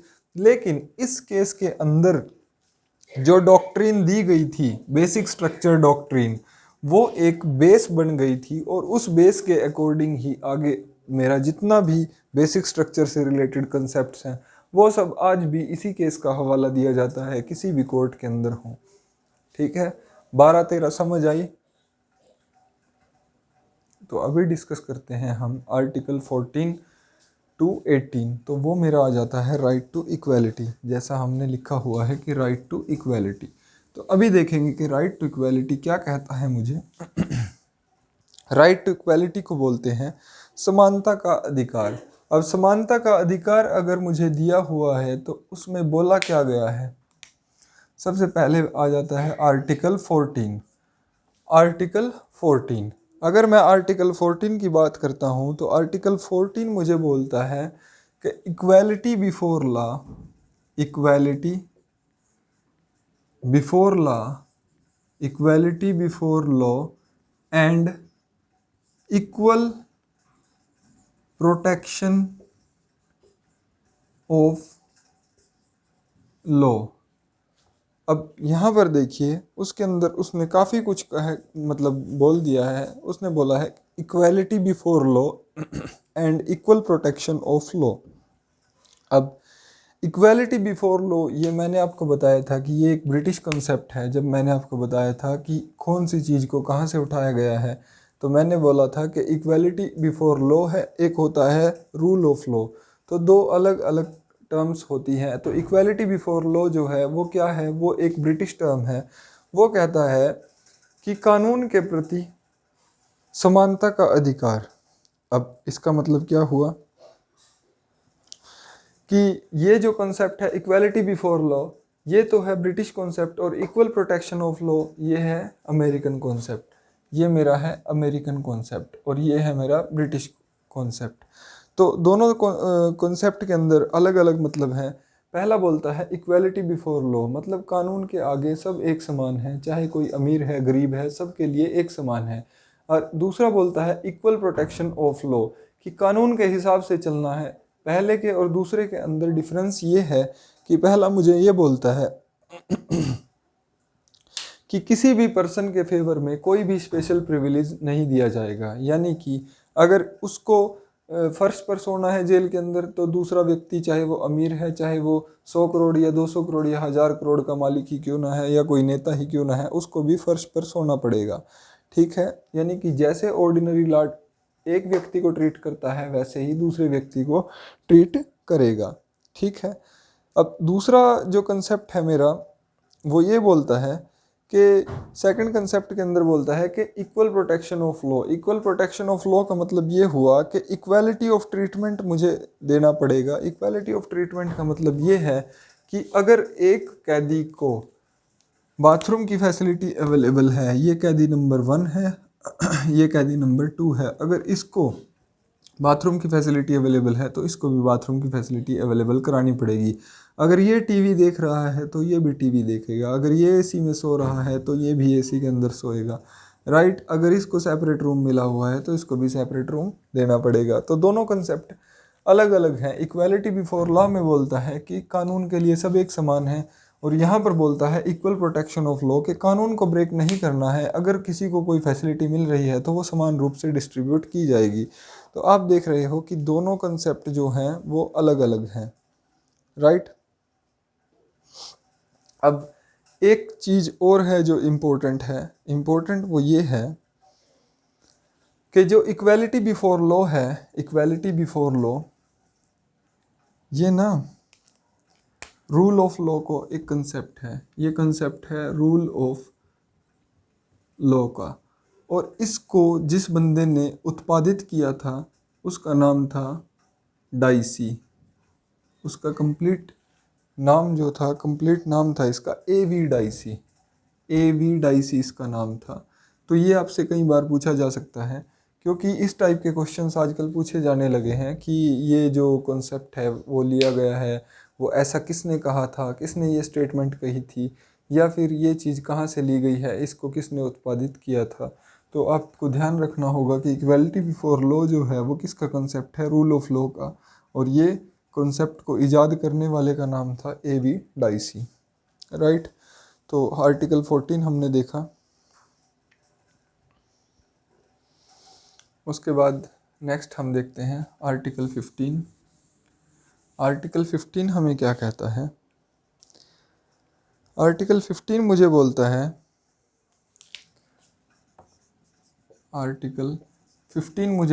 आर्टिकल 15 देखिए क्या करता है, ये प्रोहिबिट करता है कुछ चीज़ों को।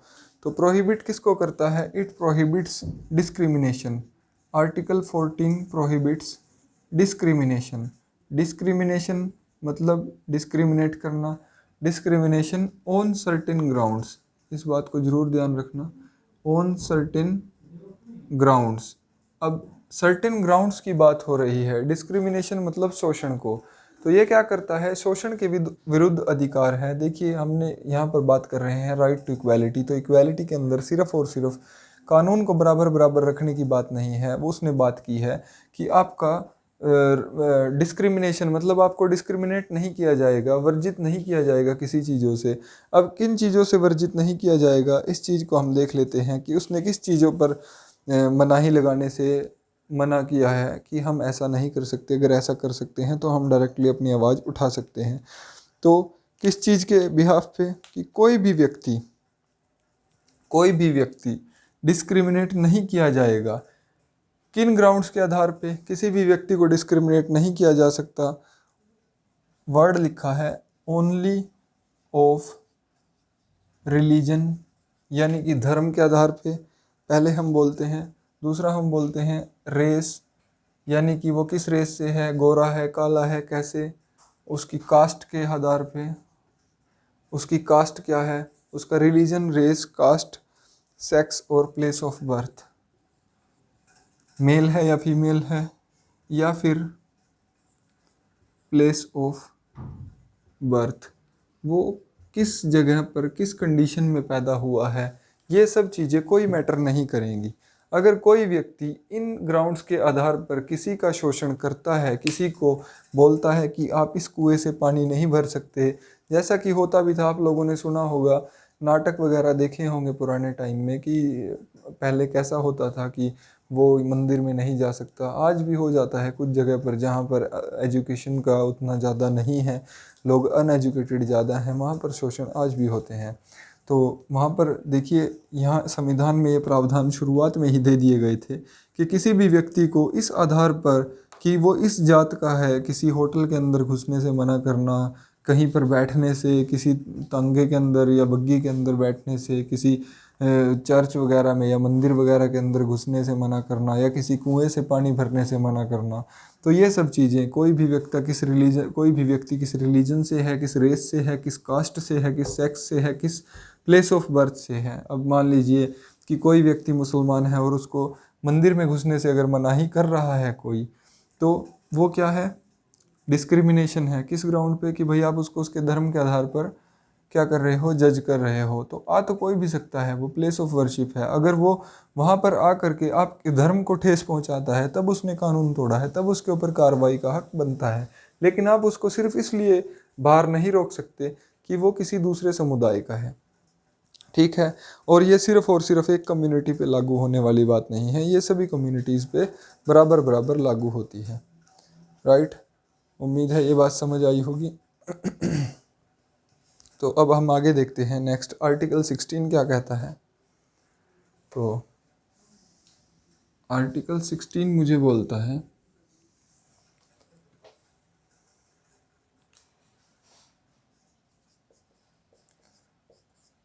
देखिए पहला हुआ equality before law and equal protection of law. Next हुआ prohibition of discrimination on certain ground. अब इस prohibition of discrimination on certain ground के अंदर एक कॉन्सेप्ट और है जो हमने डिस्कस नहीं किया। वो कॉन्सेप्ट ये है कि जो ओबीसी का कोटा आया था ना, आरक्षण, अदर बैकवर्ड क्लास को जो रिजर्वेशन दिया गया था, तो ये जो रिजर्वेशन दिया गया था, इसमें एक फेमस था मंडल केस, ठीक है। मंडल कमीशन जो था, मंडल कमीशन की जो रिपोर्ट आई थी, उसके आधार पर ही क्या हुआ था कि आरक्षण दिया गया था। और उन्होंने मतलब बताया था कि आरक्षण जो है वो कितना देना है। मंडल कमीशन की रिपोर्ट के आधार पर 27% रिजर्वेशन दिया गया था, 27% जो आज भी चल रहा है ओबीसी को जो आरक्षण दिया गया था। अब उसके अंदर दो कैटेगरी डिवाइड की गई थी। वो कैटेगरी क्या डिवाइड की गई थी, एक है क्रीमी लेयर और एक है नॉन क्रीमी लेयर। तो क्रीमी लेयर के अंदर वो लोग आते हैं जो धन संपन्न होते हैं, मतलब जो ओबीसी कास्ट से तो है, लेकिन कास्ट के आधार पर ही आप सिर्फ और सिर्फ रिजर्वेशन नहीं दे सकते। यहाँ पर ये बोल रहा है कि प्रोहिबिट नहीं कर सकते, आप किसी भी चीज़ को डिस्क्रिमिनेट नहीं कर सकते सिर्फ इस आधार पर कि वो किसी एक जाति का है पर्टिकुलर, किसी एक पर्टिकुलर धर्म का है या किसी एक पर्टिकुलर रेस का है। तो मंडल कमीशन जो था इसने अपनी रिपोर्ट दी थी कि ओबीसी रिजर्वेशन जो हमने दिया है वो आर्टिकल 15 को भी वायलेट ना करे, यानी कि 15 का अनुच्छेद, संविधान के अनुच्छेद 15 का उल्लंघन मुझे नहीं करना है और उसके बावजूद मुझे रिजर्वेशन देना है। तो ये किया गया था कि जो पिछड़ी जाति हैं उनके अंदर दो कैटेगरी डिवाइड कर दी गई थी। जैसे अभी क्रीमी लेयर का जो प्रोसीजर है वो ये है कि जिसकी सालाना इनकम 8 लाख रुपए या उससे ज़्यादा है तो वो क्या हो जाता है, क्रीमी लेयर हो जाता है, यानी उसे ओबीसी के आरक्षण का कोई लाभ नहीं मिलता। उससे कम अगर उसकी इनकम है तो वो नॉन क्रीमी लेयर में काउंट होता है और उसको 27% आरक्षण का ये मिल जाता है। तो ये जो कंसेप्ट है ये इसी के अंदर आया था आर्टिकल 15 के अंदर, क्योंकि हम डिस्क्रिमिनेट नहीं कर सकते तो हमें इसको वॉयलेट नहीं करना था। तो अब हम डिस्कस कर लेते हैं अपना आर्टिकल 16। आर्टिकल 16 मुझे बोलता है कि equality of opportunity, equality of opportunity in public employment. अब वो ये बोल रहा है कि आपको जो नौकरी प्राप्त करनी है तो आपको सरकारी नौकरी प्राप्त करने के लिए, या पब्लिक एम्प्लॉयमेंट की बात हो रही है, सिर्फ सरकारी नौकरी की नहीं, किसी भी पब्लिक सेक्टर के अंदर पब्लिक एम्प्लॉयमेंट के लिए आपको समानता दी जाती है, समानता का अधिकार दिया जाता है। अब समानता का अधिकार कैसे दिया जाता है, जैसे कि आप लोग हो, आप लोग क्या कर रहे हो, कॉम्पिटिटिव एग्ज़ाम के लिए प्रिपेयर कर रहे हो, तो आप किसी भी कास्ट से आते हो, कहीं से भी आप आते हो, अमीर हो गरीब हो कुछ भी हो, तो आपके पास भी उतना ही मौका है जितना आपके बराबर में बैठा है जो व्यक्ति उसके पास है। तो यानी कि आपके पास इस मसले में अपॉर्चुनिटी इक्वल दी गई है कि आप एम्प्लॉयमेंट के अंदर अगर आपके अंदर टैलेंट है तो आप compete करो और उसको मतलब compete करो और एग्ज़ाम को क्रैक करो और उसके बाद आप अपनी नौकरी लीजिए। तो ये जो कंपटीशन जो है उसके लिए भी संविधान के अंदर एक क्राइटेरिया बनाया हुआ है। ये नहीं है कि अगर कोई व्यक्ति अमीर है या किसी एक पर्टिकुलर जाति से है तो उसको अलग रूम में बैठा करके पेपर करा दिया जाएगा, नहीं, सब बराबर हैं। तो ये अधिकार हमें किसने दिया है, संविधान ने दिया है।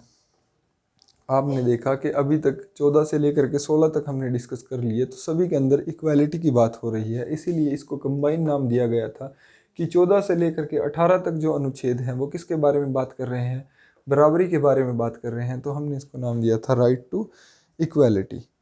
ठीक है, अब उसके बाद हम आ जाते हैं equality of opportunity in public employment. तो यहाँ पर मेरे पास, मैंने मंडल केस तो आपको बता ही दिया, मंडल केस जो था वो 15 और 16 दोनों से डील कर रहा था कि ओबीसी को आरक्षण देना है। अब वो किस में आरक्षण दे रहे हैं, पब्लिक एम्प्लॉयमेंट में ही तो आरक्षण हमने दिया था, और आरक्षण भी दिया और हमारा 15 और 16 दोनों वायलेट भी नहीं होने चाहिए, राइट। तो इस चीज़ को हमने देखा था। अब आर्टिकल 17 की बात करते हैं, ये बहुत इंपॉर्टेंट है, कई बार पूछा जा चुका है। आर्टिकल 17 बोलता है अबोलिशन ऑफ अनटचेबिलिटी, अनटचेबिलिटी। अब अनटचेबिलिटी का मतलब क्या होगा यहाँ पर, अबोलिशन ऑफ अनटचेबिलिटी का मतलब ये होगा कि जैसे पुराने टाइम पे होता था, पुराने टाइम पर क्या होता था कि ये फलानी कास्ट से है, ये मैलर्ड होता है या ये काम करता है, तो इसको छूना भी, अगर मैं इसको छूऊंगा तो मैं ब्राह्मण हूँ, मैं तो पापी हो जाऊंगा, मैं तो काला पड़ जाऊंगा, मैं तो ऐसा हो जाऊंगा, ऐसा सब होता था।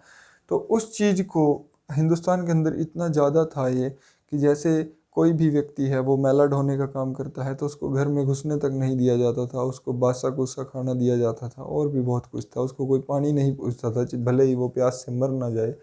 तो ये सब जो थी वो थी अनटचेबिलिटी, यानी कि जात पात जो आपका था ना, छुआछूत और ये सब चीज़ें, तो इन सब को मतलब उखाड़ने के लिए ये लेकर के आए थे आर्टिकल 17, अबोलिशन ऑफ अनटचेबिलिटी। अब नेक्स्ट हम बात करते हैं आर्टिकल 18 की। आर्टिकल 18 डील करता है टाइटल से। आर्टिकल 18 डील करता है abolition of titles. Abolition of titles यानी कि आपके जितने भी टाइटल्स होंगे, जैसे पुराने टाइम पे टाइटल्स होते थे, कोई अपने नाम के आगे राजा लगा के रखता था, कोई राय बहादुर लगा के रखता था, ठीक है, कोई राजा साहब, कोई दीवान साहब, और ये सब इस टाइप के जो भी टाइटल्स थे कि भाई अब राजशाही दीवानी सब खत्म हो चुकी हैं, अब भारत सरकार का राज चलेगा, तो ऐसा कोई भी टाइटल इसके अंदर इंक्लूड नहीं करना है। हाँ, किन टाइटल को छूट दी गई है? जो मिलिट्री टाइटल होते हैं। मिलिट्री टाइटल कौन से होते हैं? जैसे जनरल, कर्नल, ब्रिगेडियर, ये सब जो मिलिट्री टाइटल हैं। या फिर जैसे कि किसी ने पीएचडी कर ली तो हम बोलते हैं उसके नाम के आगे हम डॉक्टर लिख देते हैं कि डॉक्टर फलाना फलाना फलाना, या इंजीनियर फलाना फलाना फलाना, ऐसे हम लिख देते हैं। और जो जैसे हम लिख देते हैं कि भारत रत्न, पद्मश्री, ये सब जो हैं इन सब को छूट दी गई है। इन सब को छूट इसलिए दी गई है क्योंकि ये टाइटल जो हैं वो भारत सरकार ने उनको दिए हैं पर्टिकुलर व्यक्तियों को, और उन्होंने इन टाइटल्स को प्राप्त किया है अपनी मेहनत से, ठीक है। अब ये नहीं है कि कोई व्यक्ति अगर राजा है तो उसका बेटा भी आगे राजा होगा और उसको राजा साहब ऐसे चलता रहेगा, तो ये सब नहीं चलेगा, ठीक है। तो यानी कि मैं बोल सकता हूँ कि जितने भी मेरे नेशनल अवार्ड्स वगैरह हैं वो सब क्या हैं, वो सब इसके अंदर इंक्लूड नहीं है। तो अब आपको ये भी पता होना चाहिए कि नेशनल अवार्ड्स का जो सिस्टम है वो शुरू कब हुआ था। तो नेशनल अवार्ड्स जो शुरू हुए थे वो शुरू हुए थे 1954 के अंदर। इस बात को नोट करके रख लेना कि 1954 के अंदर नेशनल अवार्ड्स की शुरुआत हुई थी। फिर उसके बाद जनता पार्टी की गवर्नमेंट आई थी और 1977 के अंदर इनको बंद कर दिया गया था। डिफरेंट कलर से लिख रहा हूँ, 1977 के अंदर बंद कर दिया गया था जब मुरारजी देसाई की सरकार आई। फिर उसके बाद दोबारा से इंदिरा गांधी की सरकार आई और 1980 में इनको फिर से कंटिन्यू कर दिया गया था और आज तक ये चल रहे हैं, ठीक है। तो ये हमने देखा किसका, अबोलिशन ऑफ टाइटल्स। तो यानी कि राइट टू इक्वालिटी आर्टिकल 14 से लेकर के 18 तक हम कंटिन्यू देख चुके हैं। अब हम डिस्कस करेंगे नेक्स्ट आर्टिकल जो हमारे हैं वो है right to freedom. Right to freedom. तो राइट टू इक्वालिटी, उम्मीद है आपको सारे आर्टिकल 14 से लेकर के 18 तक समझ आए होंगे। इनके अच्छे से नोट्स आप अपने तैयार करना। नोट्स तैयार करने के साथ ही आपकी रिवीजन हो जाएगी और इनको जितने बार आप रिवाइज करोगे मल्टीपल टाइम, उतना ही आपका गेम निखरता जाएगा, आप उतने ही एक्सपर्ट बनते जाओगे। अब हम आगे बात कर रहे हैं राइट टू फ्रीडम। तो राइट टू फ्रीडम के अंदर हमने देखा था कि मेरे पास 19 से लेकर के आर्टिकल शुरू हुए थे, 18 यहाँ तक था, तो 19 से शुरू हुए थे और ये गए थे मेरे 22 तक। 4 आर्टिकल मैं यहाँ पर डिस्कस करने वाला हूँ। अब उन चारों को मैं बारी बारी से आपको बताता हूँ। तो देखिए, चारों बड़े इम्पोर्टेंट है इसके अंदर। सबसे पहला आर्टिकल, इसी पे काफ़ी बवाल हो जाता है। सबसे पहला आर्टिकल जो मेरा है उसके अंदर क्या है, प्रोटेक्शन ऑफ 6 राइट्स हैं। डायरेक्टली लिखा हुआ है कि protection of 6 rights regarding different हैं। तो देखिए, प्रोटेक्शन ऑफ 6 राइट्स। अब वो 6 राइट कौन कौन से हैं? तो सबसे पहला राइट वहाँ पर मेरा आ जाता है right to freedom of speech. Right to freedom of speech and expression. Right to freedom of speech and expression. अब right to freedom of speech and expression ये जो आता है मेरे पास, ये आ जाता है किसके अंदर, 19 के अंदर। अब देखिए, 18 के बाद मैं डिस्कस किसको कर रहा हूँ, 19 को। तो यहाँ पर ये जो मेरा आता है ये आता है 19 के अंदर, और ये इसका हुआ ए पार्ट, तो इसको मैं बोलता हूँ 19A। तो right to freedom of speech and expression. अब यहाँ पर क्या लिखा हुआ है, उसने बोला है कि आपको बोलने का और अपने एक्सप्रेशंस का अधिकार है। अगर बोलने का और एक्सप्रेशंस का अधिकार है तो बोलने का और एक्सप्रेशंस का अधिकार का यूटिलाइजेशन कौन कर रहा है, मीडिया। तो यानी कि राइट टू प्रेस डायरेक्टली ना लिख करके ये दिया गया है कि आपको right to freedom of speech है एंड एक्सप्रेशन है। अब यहाँ पर साफ साफ संविधान के अंदर लिखा हुआ है ये बात कि right to freedom of speech and expression कैसे है। आप उसको बोल करके बता सकते हो, आप लिख करके बता सकते हो, आप ड्रॉ करके बता सकते हो। तो यानी कि आप किसी भी फॉर्म में आप उसको बता सकते हो। जब आप किसी भी चीज़ को पिक्टोरियल फॉर्म में यानी कि पिक्चर के माध्यम से बताओगे, या फिर रिटन में दोगे, या प्रिंट करके दोगे, या फिर आप अपना ओपिनियन शेयर करोगे, अपने व्यूज़ को, उसमें एक्सप्रेशन लिखा हुआ है ना, right to freedom of speech and expression. अब स्पीच के अंदर तो हो गया लिख कर, छाप कर, बोल कर, ये हो गया। अब एक्सप्रेशन के अंदर है कि आप अपनी सोच को बताओगे और ये सब चीज़ें करोगे। तो यानी कि ये सब आपके अधिकार क्या वो बन जाते हैं, right of press, right to press, right to freedom of press. तो वो आ जाता है मेरा 19A के अंदर। तो संविधान के अंदर कहीं भी डायरेक्टली ये बात नहीं लिखी है कि right to freedom of press कहाँ है। तो right to freedom of press यहाँ है 19A के अंदर, क्योंकि उसने आपको साफ साफ बोल दिया है कि आप किसी भी फॉर्म में आप उस चीज़ को दे सकते हो। अब नेक्स्ट देखते हैं हम इसके अंदर। नेक्स्ट मेरा आ जाता है 19 के अंदर B में, right to freedom of assembly.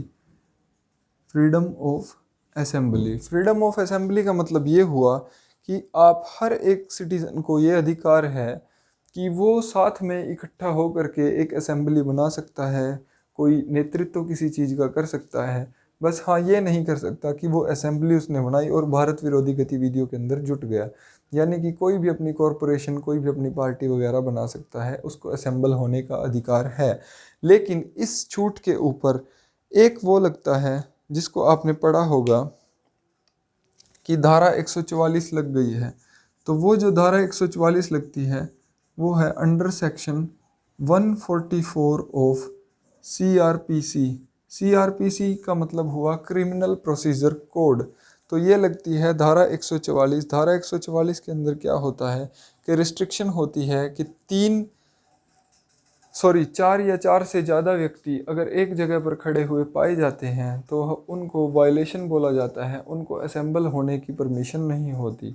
तो फ्रीडम ऑफ असेंबली जो है वो पहले ही बोलती है कि आपको असेंबल होने की परमिशन तो है, लेकिन आप देश विरोधी गतिविधियों में नहीं जुटोगे। ये नहीं है कि AK-47 लेकर के आपने असेंबली कर रहे हो, नहीं, ऐसा नहीं चलेगा। असेंबल करो, ठीक है, धरना प्रदर्शन अगर कोई करना है तो करो, लेकिन उसके लिए पहले लिखित में परमिशन ले लो। आप बता दीजिए कि हम फलाना फलाना कांड करने वाले हैं, तो ताकि उस हिसाब से अरेंजमेंट कर सकें, राइट। तो हमने देखा कि होता क्या है अंडर सेक्शन 144 ऑफ CRPC। इस पर धारा 144 के तहत वो धारा 144 जो लगाई जाती है, धारा 144 के बारे में भी जान लेते हैं। ये तब लगाई जाती है अगर इस चीज़ का खतरा हो कि असेंबली जो होगी या मीटिंग या मतलब जो धरना प्रदर्शन वगैरह जो होगा, अगर उससे किसी भी प्रकार का ह्यूमन लाइफ को डेंजर है, ह्यूमन लाइफ के लिए वो खतरा बन रहा है, या किसी भी प्रकार का सेफ्टी से रिलेटेड कोई प्रॉब्लम हो रही है। आप यहाँ लिख सकते हो कि डेंजर टू ह्यूमन लाइफ या हेल्थ या सेफ्टी से रिलेटेड कोई इशू हो रहा है, ठीक है, तो इसको धारा 144 को लागू किया जा सकता है। अब आप देखते होंगे कि जैसे ही कोई संवेदनशील मुद्दा होता है तो तुरंत से क्या होता है कि DM को पावर होती है, वो इमीडिएटली धारा 144 लगा देता है। अब धारा 144 किसकी है, IPC की है कि CRPC की है, ये आपको पता होना ज़रूरी है, ठीक है। ये मैंने आपको बताया है कि क्रिमिनल प्रोसीजर कोड 1973 के अनुसार अंडर सेक्शन 144 इसको लागू किया जा सकता है, ठीक है। अब अगर कोई व्यक्ति 144 के अंडर पकड़ा जाता है, 144 के अंदर, मान लीजिए कि किसी ने, आपने बोला कि असेंबली नहीं करनी है।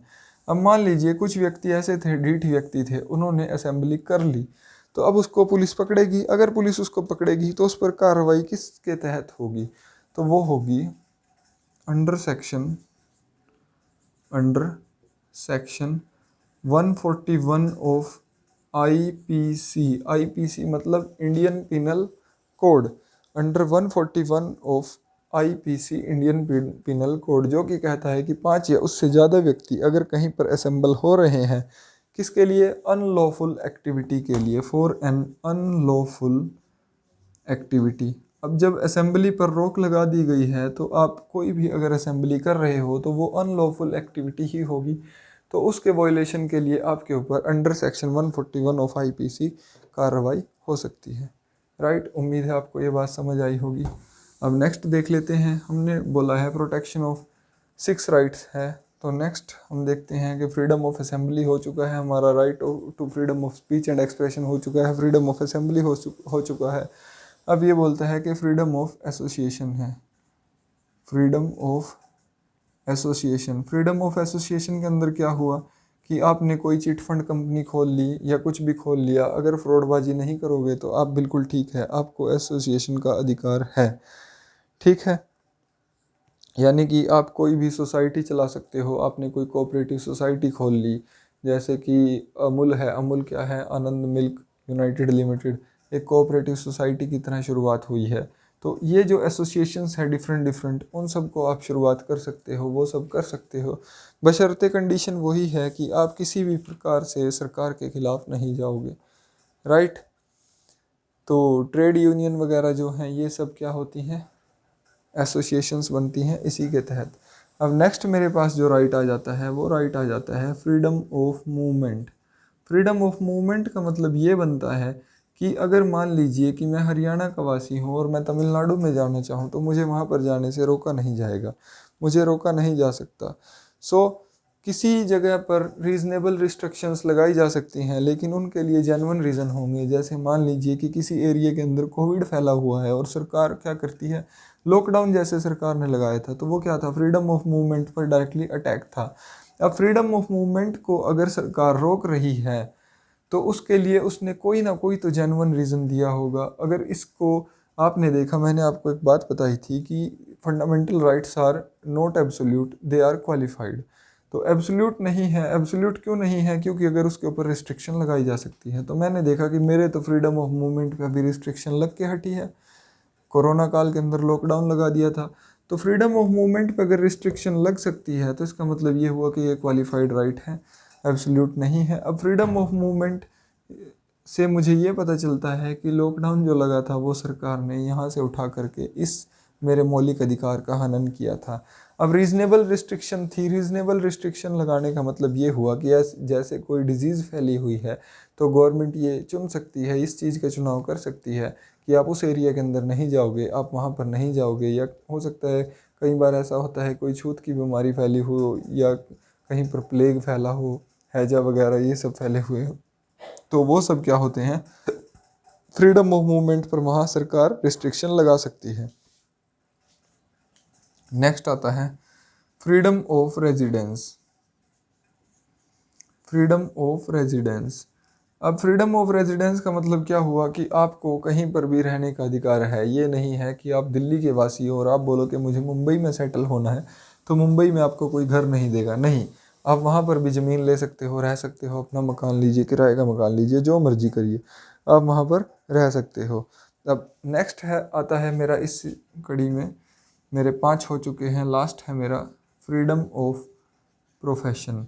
फ्रीडम ऑफ प्रोफेशन का मतलब ये हुआ कि आप अपने हिसाब के अनुसार से कोई भी रोज़गार चुन सकते हो, आप अपना कोई भी प्रोफेशन चूज़ कर सकते हो, बशर्ते वो प्रोफेशन इल्लीगल ना हो। अगर वो प्रोफेशन इल्लीगल हो गया तब तो आपको समस्या होने वाली है, अगर वो प्रोफेशन इल्लीगल नहीं है तो आपको कोई प्रॉब्लम नहीं है, आप अपना कोई भी प्रोफेशन चूज़ कर सकते हो, आप कोई भी जॉब कर सकते हो, कोई बिज़नेस कर सकते हो या कोई ट्रेड कर सकते हो, कोई इंडस्ट्री सेटअप कर सकते हो। राइट, तो ये सब हैं। अब right to freedom of profession के अंदर एक चीज़ आती है, जैसे आपने देखा होगा कि जेई वगैरह की वैकेंसी निकली है, मान लीजिए टेक्निकल वैकेंसी हैं, तो टेक्निकल वैकेंसी के लिए क्या करते हैं कि वो टेक्निकल सिलेबस रख देते हैं, टेक्निकल सिलेबस। तो यहाँ पर ये चीज़ की छूट दी गई है कि किसी स्पेशलाइजेशन के लिए, स्पेशलाइज्ड प्रोफेशन के लिए एक पर्टिकुलर स्पेशलाइजेशन से रिलेटेड संबंधित सब्जेक्ट वगैरह रखा जा सकता है। तो वो सब जो टेक्निकल सिलेबस वगैरह जो डिसाइड किए जाते हैं वो संविधान के बिल्कुल अनुरूप होते हैं। राइट, तो हमने पढ़ा ये आर्टिकल नंबर 19। तो आर्टिकल नंबर 19 के अंदर आपके 6 जो थे राइट्स थे, ये आपने देखे। अब आप इनकी शॉर्ट फॉर्म अपने हिसाब से किसी भी टाइप से बना सकते हो, जैसे मैंने पहले फ़िदा बताई थी आपको। अब आप जैसे भी इनको याद रखना चाहो आप वैसे याद रख सकते हो। अब हम डिस्कस करने वाले हैं आर्टिकल नंबर 20 की, अनुच्छेद 20। अनुच्छेद 20 बहुत इम्पोर्टेंट है। अनुच्छेद 20 मुझे क्या कहता है? Article number 20। तो अनुच्छेद 20 मुझे कहता है protection in respect of conviction for offenses। अब protection in respect of conviction for offenses, यहाँ से ये बात बोल रहा है कि अगर कोई भी व्यक्ति गिरफ्तार किया जाता है, protection in respect of conviction for offenses, अगर उसे गिरफ्तार किया जाता है तो उसे खुद के खिलाफ किसी भी अपराध को कबूल करने के लिए फोर्स नहीं किया जा सकता। Right. So protection in respect of conviction for offences, यानी कि नो सेल्फ इंक्रिमिनेशन। यहाँ पर हम बोलते हैं नो सेल्फ इंक्रिमिनेशन। कोर्ट के अंदर किसी भी व्यक्ति को जो गुनाह उसने किया है, अगर वो खुद भी चीख चीख करके ये बोलता है कि ये मैंने किया है, तो वो खुद नो सेल्फ इंक्रिमिनेशन। तो यहाँ पर ये संविधान के अनुच्छेद 20 के अनुसार लिखा हुआ है कि वो खुद अपने खिलाफ गवाही नहीं दे सकता है। राइट। तो यानी कि किसी भी व्यक्ति को पुलिस वाले ज़बरदस्ती ये कंपेल नहीं करा सकते। वैसे तो कराया जाता है, लेकिन संविधान में ये प्रावधान है कि कंपेल नहीं करा सकते, वो अपने विरुद्ध खुद कोर्ट के अंदर गवाही नहीं देगा। राइट। अब इसी के अंदर ये बात भी बोलता है कि एक गुनाह के लिए एक सज़ा मिलेगी। ये नहीं है कि उसने कोई गुनाह किया है, उसने कोई मर्डर किया है और यहाँ से उसको एक सज़ा उम्र कैद की मिल गई और आगे जा कर के दूसरा कोर्ट बोल रहा है कि उम्र कैद मेरी तरफ से ले और तीसरा बोल रहा है कि फांसी मेरी तरफ से ले ले। ऐसा नहीं चलेगा। तो एक गुनाह एक टाइम एक सज़ा, वो सज़ा ख़त्म तो गुनाह ख़त्म। ठीक है, सज़ा उसने भुगत ली। राइट। अब नेक्स्ट मेरा आ जाता है आर्टिकल नंबर 21। Article number 21। तो आर्टिकल नंबर 21 जो मुझे कहता है, आर्टिकल नंबर 21 मैंने आपको अभी बताया था, वो मुझे बोलता है कि protection of life and personal liberty. Protection of life and personal liberty. अब देखिए ये ना बड़ा इम्पोर्टेंट है आर्टिकल नंबर 21। आर्टिकल नंबर 21 बोलता है कि उसे क्या है, प्रोटेक्शन ऑफ लाइफ है, यानी कि उसकी ज़िंदगी की मुझे क्या करनी है, रक्षा करनी है। एंड पर्सनल लिबर्टी की, और उसकी पर्सनल लिबर्टी जो है, उसकी अपनी जो पर्सनल छूट है उसकी मुझे क्या करनी है, रक्षा करनी है। राइट। सो यहाँ पर हम देखते हैं कि हुआ क्या, इस केस के अंदर डिफरेंट जजमेंट्स आई। जो सबसे इम्पोर्टेंट जजमेंट थी वो थी मेनका गांधी का एक केस हुआ था। उस केस के अंदर यहाँ पर जजमेंट आई थी। तो मैं बोल सकता हूँ कि मेनका गांधी केस 1978 के अंदर सुप्रीम कोर्ट की जजमेंट आई थी इस रिगार्डिंग। उन्होंने क्लैरिफाई किया था कि इस बात को ध्यान से सुनना, लिखेंगे तो बहुत बड़ा हो जाएगा, तो ध्यान से सुन लीजिएगा कि है क्या क्या है। अगर आप नोट डाउन करना चाहें तो आप नोट डाउन भी कर सकते हैं कि किसी भी व्यक्ति को protection of life and personal liberty का मतलब ये हुआ। मेनका गांधी केस के अंदर भी सुन लीजिए कि हुआ ये था कि मेनका गांधी का पासपोर्ट जो है वो जब्त कर लिया गया था, बिना किसी गुनाह के, बिना किसी ऑफेंस के, बिना किसी चार्ज के उनका पासपोर्ट जब्त कर लिया गया था। तो उन्होंने सुप्रीम कोर्ट के अंदर पिटीशन फाइल की थी और वो जीती। तो सुप्रीम कोर्ट ने ये डिफ़ाइन किया था कि protection of life and personal liberty के अंदर सिर्फ इतना नहीं होता कि बस आप जिंदा हो और खाना खा रहे हो, नहीं, उसको इज्जत से और मतलब अपनी लाइफ जीने का अधिकार है। तो सुप्रीम कोर्ट ने क्लासिफाई किया था अपनी जजमेंट के अंदर, मेनका गांधी केस के अंदर, कि आर्टिकल 21 जो है वो किस किस चीज़ को डील कर रहा है। तो देखिए सबसे पहला हुआ था right to live with human dignity, यानी कि उसे इज्जत से रहने का अधिकार है, पहला ये था। उसके बाद उसने बोला था कि right to decent environment including pollution free water and air and protection against hazardous industry, यानी कि ये नहीं है कि उसको मजबूर किया जाए कि आप किसी फैक्ट्री के नज़दीक जहाँ पर बहुत सारा पोल्यूशन हो रहा है, पोल्यूटेड वाटर आप गंदा पानी आप पियो, इस चीज़ के लिए वो बिल्कुल स्वतंत्र है कि वो जहाँ पर एनवायरनमेंट साफ़ और स्वस्थ एनवायरनमेंट के अंदर रह सकता है। यानी कि आप बोल सकते हो कि अगर आपके घर के अगल बगल कोई कचरा जला रहा है, एनवायरनमेंट को गंदा कर रहा है, तो आप उसको मना कर सकते हो, क्योंकि ऐसा करना अपराध है। राइट, आप उसकी कंप्लेंट कर सकते हो। आगे है right to livelihood. Right to livelihood भी किसके अंडर आता है? प्रोटेक्शन ऑफ लाइफ के अंडर आता है। इन बातों को ध्यान रखना भाई, कई बार पूछ लिया जाता है राइट टू लिवलीहुड क्या है। राइट टू लिवलीहुड भी फंडामेंटल राइट है, आर्टिकल 21 का सब पार्ट है एक। अब राइट टू प्राइवेसी, ये क्वेश्चन तो भाई बहुत बार आ चुका है, कई बार, काफ़ी सुपर हिट क्वेश्चन है ये कि राइट टू प्राइवेसी मेरा क्या होता है। तो राइट टू प्राइवेसी मेरा जो डील किया जाता है, राइट टू प्राइवेसी, ये मेरा क्या है? राइट टू प्राइवेसी क्या है मेरा? ये मेरा फंडामेंटल राइट है। कई बार ये इस तरह से क्वेश्चन पूछा गया है कि राइट टू प्राइवेसी कैसा राइट है, तो right to privacy fundamental right है। आर्टिकल 21 के सब पार्ट के अंदर कवर किया जाता है, जहाँ पर पर्सनल लिबर्टी है उसके अंदर ये कवर किया जाता है राइट टू प्राइवेसी।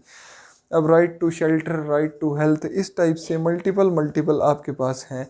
एक और इम्पोर्टेंट है इस कड़ी के अंदर, आर्टिकल 21 के अंदर, आप घर से भाग करके शादी कर लेते हैं ये जो जोड़े, तो वो जो कवर होते हैं राइट टू मैरिज, यानी कि शादी का अधिकार। तो शादी का अधिकार क्या हुआ? मैरिज क्या है? मैरिज एक पर्सनल लाइफ है, तो पर्सनल लाइफ जीने का अधिकार जो होगा, जब यहाँ पर बोल रहा है कि protection of life and personal liberty, अब ज़िंदगी भी है और पर्सनल लिबर्टी भी है, तो दोनों कवर हुए हैं। तो यानी कि राइट टू मैरिज भी जो है वो कहाँ कवर होगा? आर्टिकल 21 के अंडर आपका कवर होगा। तो इन बातों को, छोटी छोटी बातों को ध्यान रखिएगा। यहाँ पर बहुत सारे हैं, right to reputation, right to hearing, ये सब, राइट टू अगेंस्ट आपका है right to free legal aid, यानी कि right to free legal aid बोलता है कि अगर आपके पास पैसे नहीं हैं वकील करने के और आप किसी केस में फंसे हुए हो, तो आपको सरकार फ्री में लीगल एड यानी कि फ्री सरकारी वकील मुहैया कराती है। तो ये सब जो हैं वो कहाँ कवर होते हैं? आर्टिकल 21 के अंदर। अब आर्टिकल 21 के अंडर ही एक और आर्टिकल ऐड मेरा किया गया था, वो था मेरा आर्टिकल 21A, वो था मेरा आर्टिकल 21A। अब आर्टिकल 21A जो था वो क्या था? आर्टिकल 21A मेरा बोलता है कि right to education, right to education. अब इसको जो है वो बाद में ऐड किया गया था। अब आप सभी जानते होंगे कि राइट टू एजुकेशन जो है, एजुकेशन का अधिकार, ये भी क्या है? फंडामेंटल राइट के अंदर ऐड किया गया था। अब फंडामेंटल राइट के अंदर इसको कब ऐड किया गया था? 86वें संविधान संशोधन जो 2002 के अंदर हुआ था। इस बात को ध्यान रखिएगा भाई, 86th कॉन्स्टिट्यूशनल अमेंडमेंट एक्ट के तहत इसको अमेंडमेंट एक्ट 1986, सॉरी 1986 नहीं, 2002, 86वें संविधान संशोधन के तहत 2002 में क्या किया गया था? राइट टू एजुकेशन को संविधान के अंदर जोड़ा गया था। अब ये जो था ये एक रिवोल्यूशनरी कंसेप्ट था। रिवोल्यूशनरी कंसेप्ट क्या था? ध्यान से सुनिएगा कि राइट टू एजुकेशन क्या बोलता है? राइट टू एजुकेशन मुझे बोलता है कि स्टेट यानी कि सरकार shall provide free and compulsory education to all children. उसको क्या करना है? फ्री और कंपलसरी एजुकेशन प्रोवाइड करानी है। किसको? सभी बच्चों को। किस बच्चों को? किस बच्चों को? 6 साल से लेकर के 14 साल तक के बच्चों को क्या करानी है? मुफ्त शिक्षा सुविधा उपलब्ध करानी है। ये राइट टू एजुकेशन बोलता है। अब यहाँ पर देखिए, राइट टू एजुकेशन जो है, एजुकेशन के ऊपर सरकार ने बड़ा मतलब संविधान के अंदर बहुत इसका योगदान दिया है। इसको यहाँ पर भी रखा हुआ है, राइट टू एजुकेशन एक फंडामेंटल राइट भी है। फंडामेंटल ड्यूटी के अंदर भी राइट टू एजुकेशन रखा हुआ है, सॉरी राइट टू एजुकेशन नहीं बोलेंगे, एजुकेशन को रखा हुआ है। और जो आपके DPSP हैं, directive principle of state policy, वहाँ पर भी एजुकेशन के राइट का डिस्कशन किया गया है। तो देखिए शिक्षा जो है वो कितनी इम्पोर्टेंट है। शिक्षा के ऊपर संविधान में बहुत फोकस किया गया है, अलग अलग जगह पर अलग अलग तरीके से इसको बताया गया है। तो जैसे जैसे जहाँ जहाँ पर आता जाएगा वहाँ वहाँ पर हम इसको डिस्कस करते जाएंगे। अब ये बात हम राइट टू एजुकेशन 86वें संविधान संशोधन 2002 के तहत जोड़ा गया था, लेकिन इसको देश में कब लागू किया गया था ये भी आपको पता होना चाहिए। तो पार्लियामेंट ने इसको लागू किया था 2009 के अंदर, 2009 के अंदर। अब अगर बात आई है तो आपको ये चीज़ें सब पता होनी चाहिए। तो 2009 के अंदर क्या हुआ था, संविधान ने इसको क्या कर दिया था, पास कर दिया था। संविधान ने नहीं, सॉरी, संसद ने इसको क्या कर दिया था, पास कर दिया था। और इसको जो एप्लीकेबल किया गया था, एप्लीकेबल करने की इसकी जो डेट थी वो थी 1 अप्रैल 2010, जब ये पूरे हिंदुस्तान के अंदर लागू हुआ था राइट टू एजुकेशन। तो ऐसे ऐसे क्वेश्चन आपसे कई बार पूछ लेते हैं कि राइट टू एजुकेशन को कब लागू किया गया था, और फिर बच्चे बोलते हैं कि हम कहाँ तक याद रखते फिरेंगे इस चीज़ को, ये कौन सा भी लेटेस्ट थोड़ी ना हुआ है। तो देखिए, राइट टू एजुकेशन बहुत पहले हो गया था, लेकिन जो चीज़ इम्पोर्टेंट है वो इम्पोर्टेंट ही रहेगी। उससे रिलेटेड अगर कोई, जैसे ये क्या है, करंट अफेयर्स से लेटेस्ट अपडेट जो भी आई 2010 के अंदर आई, तो आपको ऐड कर लेना होगा कि हाँ ये चीज़ आई थी। ठीक है, तो हमने देखा 21A तक देख लिया। अब हमारे पास आ जाता है आर्टिकल 22। ये 21 को हम डिस्कस कर रहे थे, तो क्रमबद्ध तरीके से हमने 21A को भी डिस्कस कर लिया। नहीं तो जो आर्टिकल 22 है वो पिछले 20 और 21 से जुड़ा हुआ है। जैसे कि मेरा जो आर्टिकल 20 था, आर्टिकल 20 मुझे प्रोटेक्शन दे रहा था कॉन्विक्शन और ऑफेंसेस के प्रति, वैसे ही वहाँ पर मुझे जो 21 था वो लाइफ और पर्सनल लिबर्टी मुझे दे रहा है। अब मैं बात करता हूँ 22 नंबर की। तो मेरा आर्टिकल नंबर 22, आर्टिकल नंबर 22। तो आर्टिकल नंबर 22 मुझे क्या बोलता है, आर्टिकल नंबर 22 मुझे बोलता है कि protection against arrest and detention, protection against arrest and detention. अब वो बोल रहा है कि प्रोटेक्शन दे रहे हैं किसके अगेंस्ट, अरेस्ट के और डिटेंशन के। अब अरेस्ट तो हमने सुना है, अब डिटेंशन क्या वर्ड हुआ, डिटेंशन हुआ नज़रबंद करना। तो डिटेंशन भी दो तरीके की होती हैं, इसके बारे में भी आपको पता होना चाहिए। एक होती है प्यूनिटिव डिटेंशन, प्यूनिटिव, और एक होती है प्रिवेंटिव, एक होती है प्रिवेंटिव। प्यूनिटिव तो वो है जब आपने कोई गुनाह किया है और उसके लिए आपको नज़रबंद किया गया है। प्रिवेंटिव वो है कि ऐसा मुझे लगता है कि तुम कुछ कर सकते हो, तुम कोई गुनाह कर सकते हो, तो तू पहले ही बैठ, पहले ही तुझे उठा करके जेल में कर दिया कि ठीक है तू करेगा, किया नहीं है अभी, तू करेगा, और उठा करके, ये प्रिवेंटिव डिटेंशन एक्ट। अब ये प्रिवेंटिव डिटेंशन एक्ट के अंडर ही आपने सुना होगा, जैसे हमारे बनते हैं AFSP, AFSPA, armed forces special security provision act, इस तरह से। और जो मेरे बनते हैं पोटा, ये क्या बनते हैं, ये टेररिस्टों के लिए बनाए जाते हैं। जैसे पोटा बनता है मेरा प्रिवेंटिव डिटेंशन एक्ट, और इस टाइप से मेरे और बहुत सारे एक्ट हैं। जैसे सॉरी, पोटा जो था मेरा वो था प्रिवेंशन ऑफ टेररिज्म एक्ट, और प्रिवेंटिव डिटेंशन एक्ट 1990 वगैरह, ये सब क्या हैं, ये सब एक्सपायर हो चुके हैं। अब क्या है, जैसे जो सरकार जिस मौके पर जैसा देखती है तो वैसा एक्ट बना देती है, और उस एक्ट के तहत क्या करती है कि आपने देखा होगा कि बोलते हैं कि संदिग्ध आतंकवादी की गिरफ्तारी की गई, अभी तक उसने कुछ किया नहीं है लेकिन उसको गिरफ्तार कर लिया जाता है। ये जो कानून बनाए जाते हैं आतंकवाद रोधी, वो सब किससे बनाए जाते हैं, ये आर्टिकल 22 के तहत डिटेंशन वाले, राइट है। अगर आपने कुछ नहीं किया है तो आपको डिटेन भी नहीं किया जा सकता, ठीक है।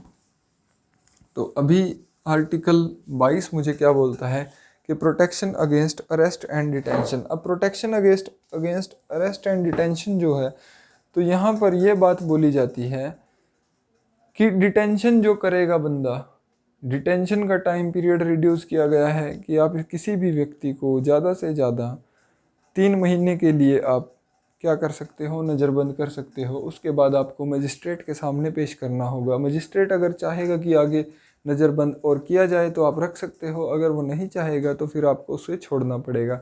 ऐसे ही आपको पता होगा कि अगर किसी को अरेस्ट किया जाता है तो 24 घंटे के अंदर अंदर उसको मजिस्ट्रेट के सामने पेश किया जाता है। अगर मजिस्ट्रेट आगे बोलता है अथॉरिटीज़ को कि भाई रिमांड सैंक्शन कर दिया इसका 2 दिन का, 4 दिन का, 10 दिन का, तो वो अगेन क्या चला जाता है, कस्टडी में चला जाता है। अगर वहाँ पर साबित नहीं कर पाते हैं तो कोर्ट उसको क्या कर देता है, रिलीज़ कर देता है।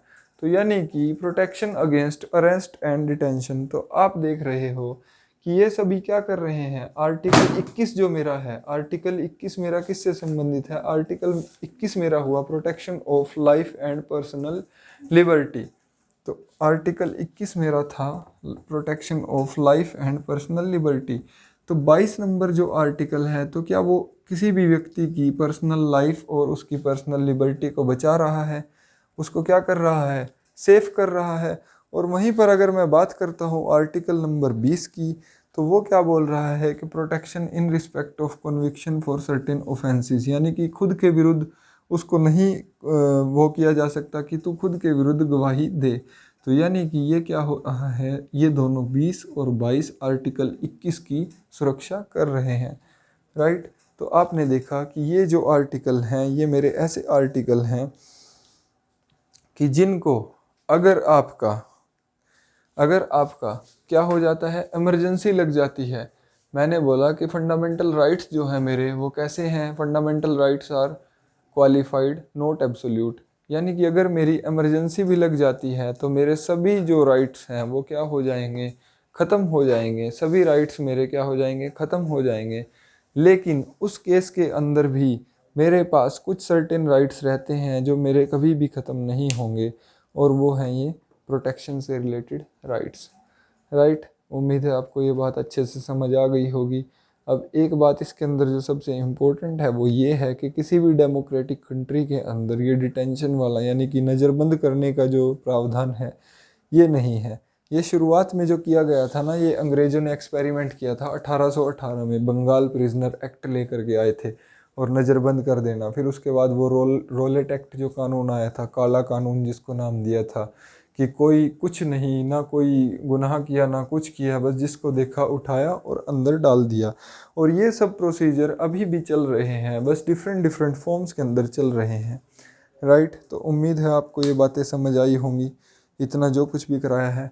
तो आगे जितने मेरे आर्टिकल बचते हैं उनको हम देखते हैं नेक्स्ट लेक्चर के अंदर। फंडामेंटल राइट्स थोड़ा बड़ा टॉपिक है, ऊपर से हमने सिटीजनशिप भी इसी के अंदर कवर कर लिया है। तो अब नेक्स्ट वीडियो जो हमारा होगा उसके अंदर हम फंडामेंटल राइट्स को सभी को कवर कर लेंगे और directive principle of state policy को कवर कर लेंगे। तब तक के लिए आप इनके अपने नोट्स बनाइए, इनको अच्छे से पढ़िए, मल्टीपल टाइम रिवाइज़ कीजिए। अगर कोई बात नहीं समझ आती है तो दोबारा से वीडियो को पॉज करके दोबारा से रिवाइंड कीजिए, अपने नोट्स बनाइए, वीडियो को पॉज कीजिए मल्टीपल टाइम, जो जो शब्द मैंने लिखे हैं उनको नोट कीजिए, डेट नोट कीजिए कि राइट टू एजुकेशन कब आया था, क्यों आया था, कैसे आया था, ठीक है। अपने अपने नोट्स बनाओगे, जितने शॉर्ट फॉर्म में नोट्स बनाओगे, जितना ज़्यादा समझोगे उतना ज़्यादा बेटर रहेगा। तो उम्मीद करता हूँ कि आपको ये वीडियो अच्छा लगा होगा। तो आप अपनी तैयारी करते रहिए, मेहनत करते रहिए, आप कामयाब ज़रूर होंगे। धन्यवाद।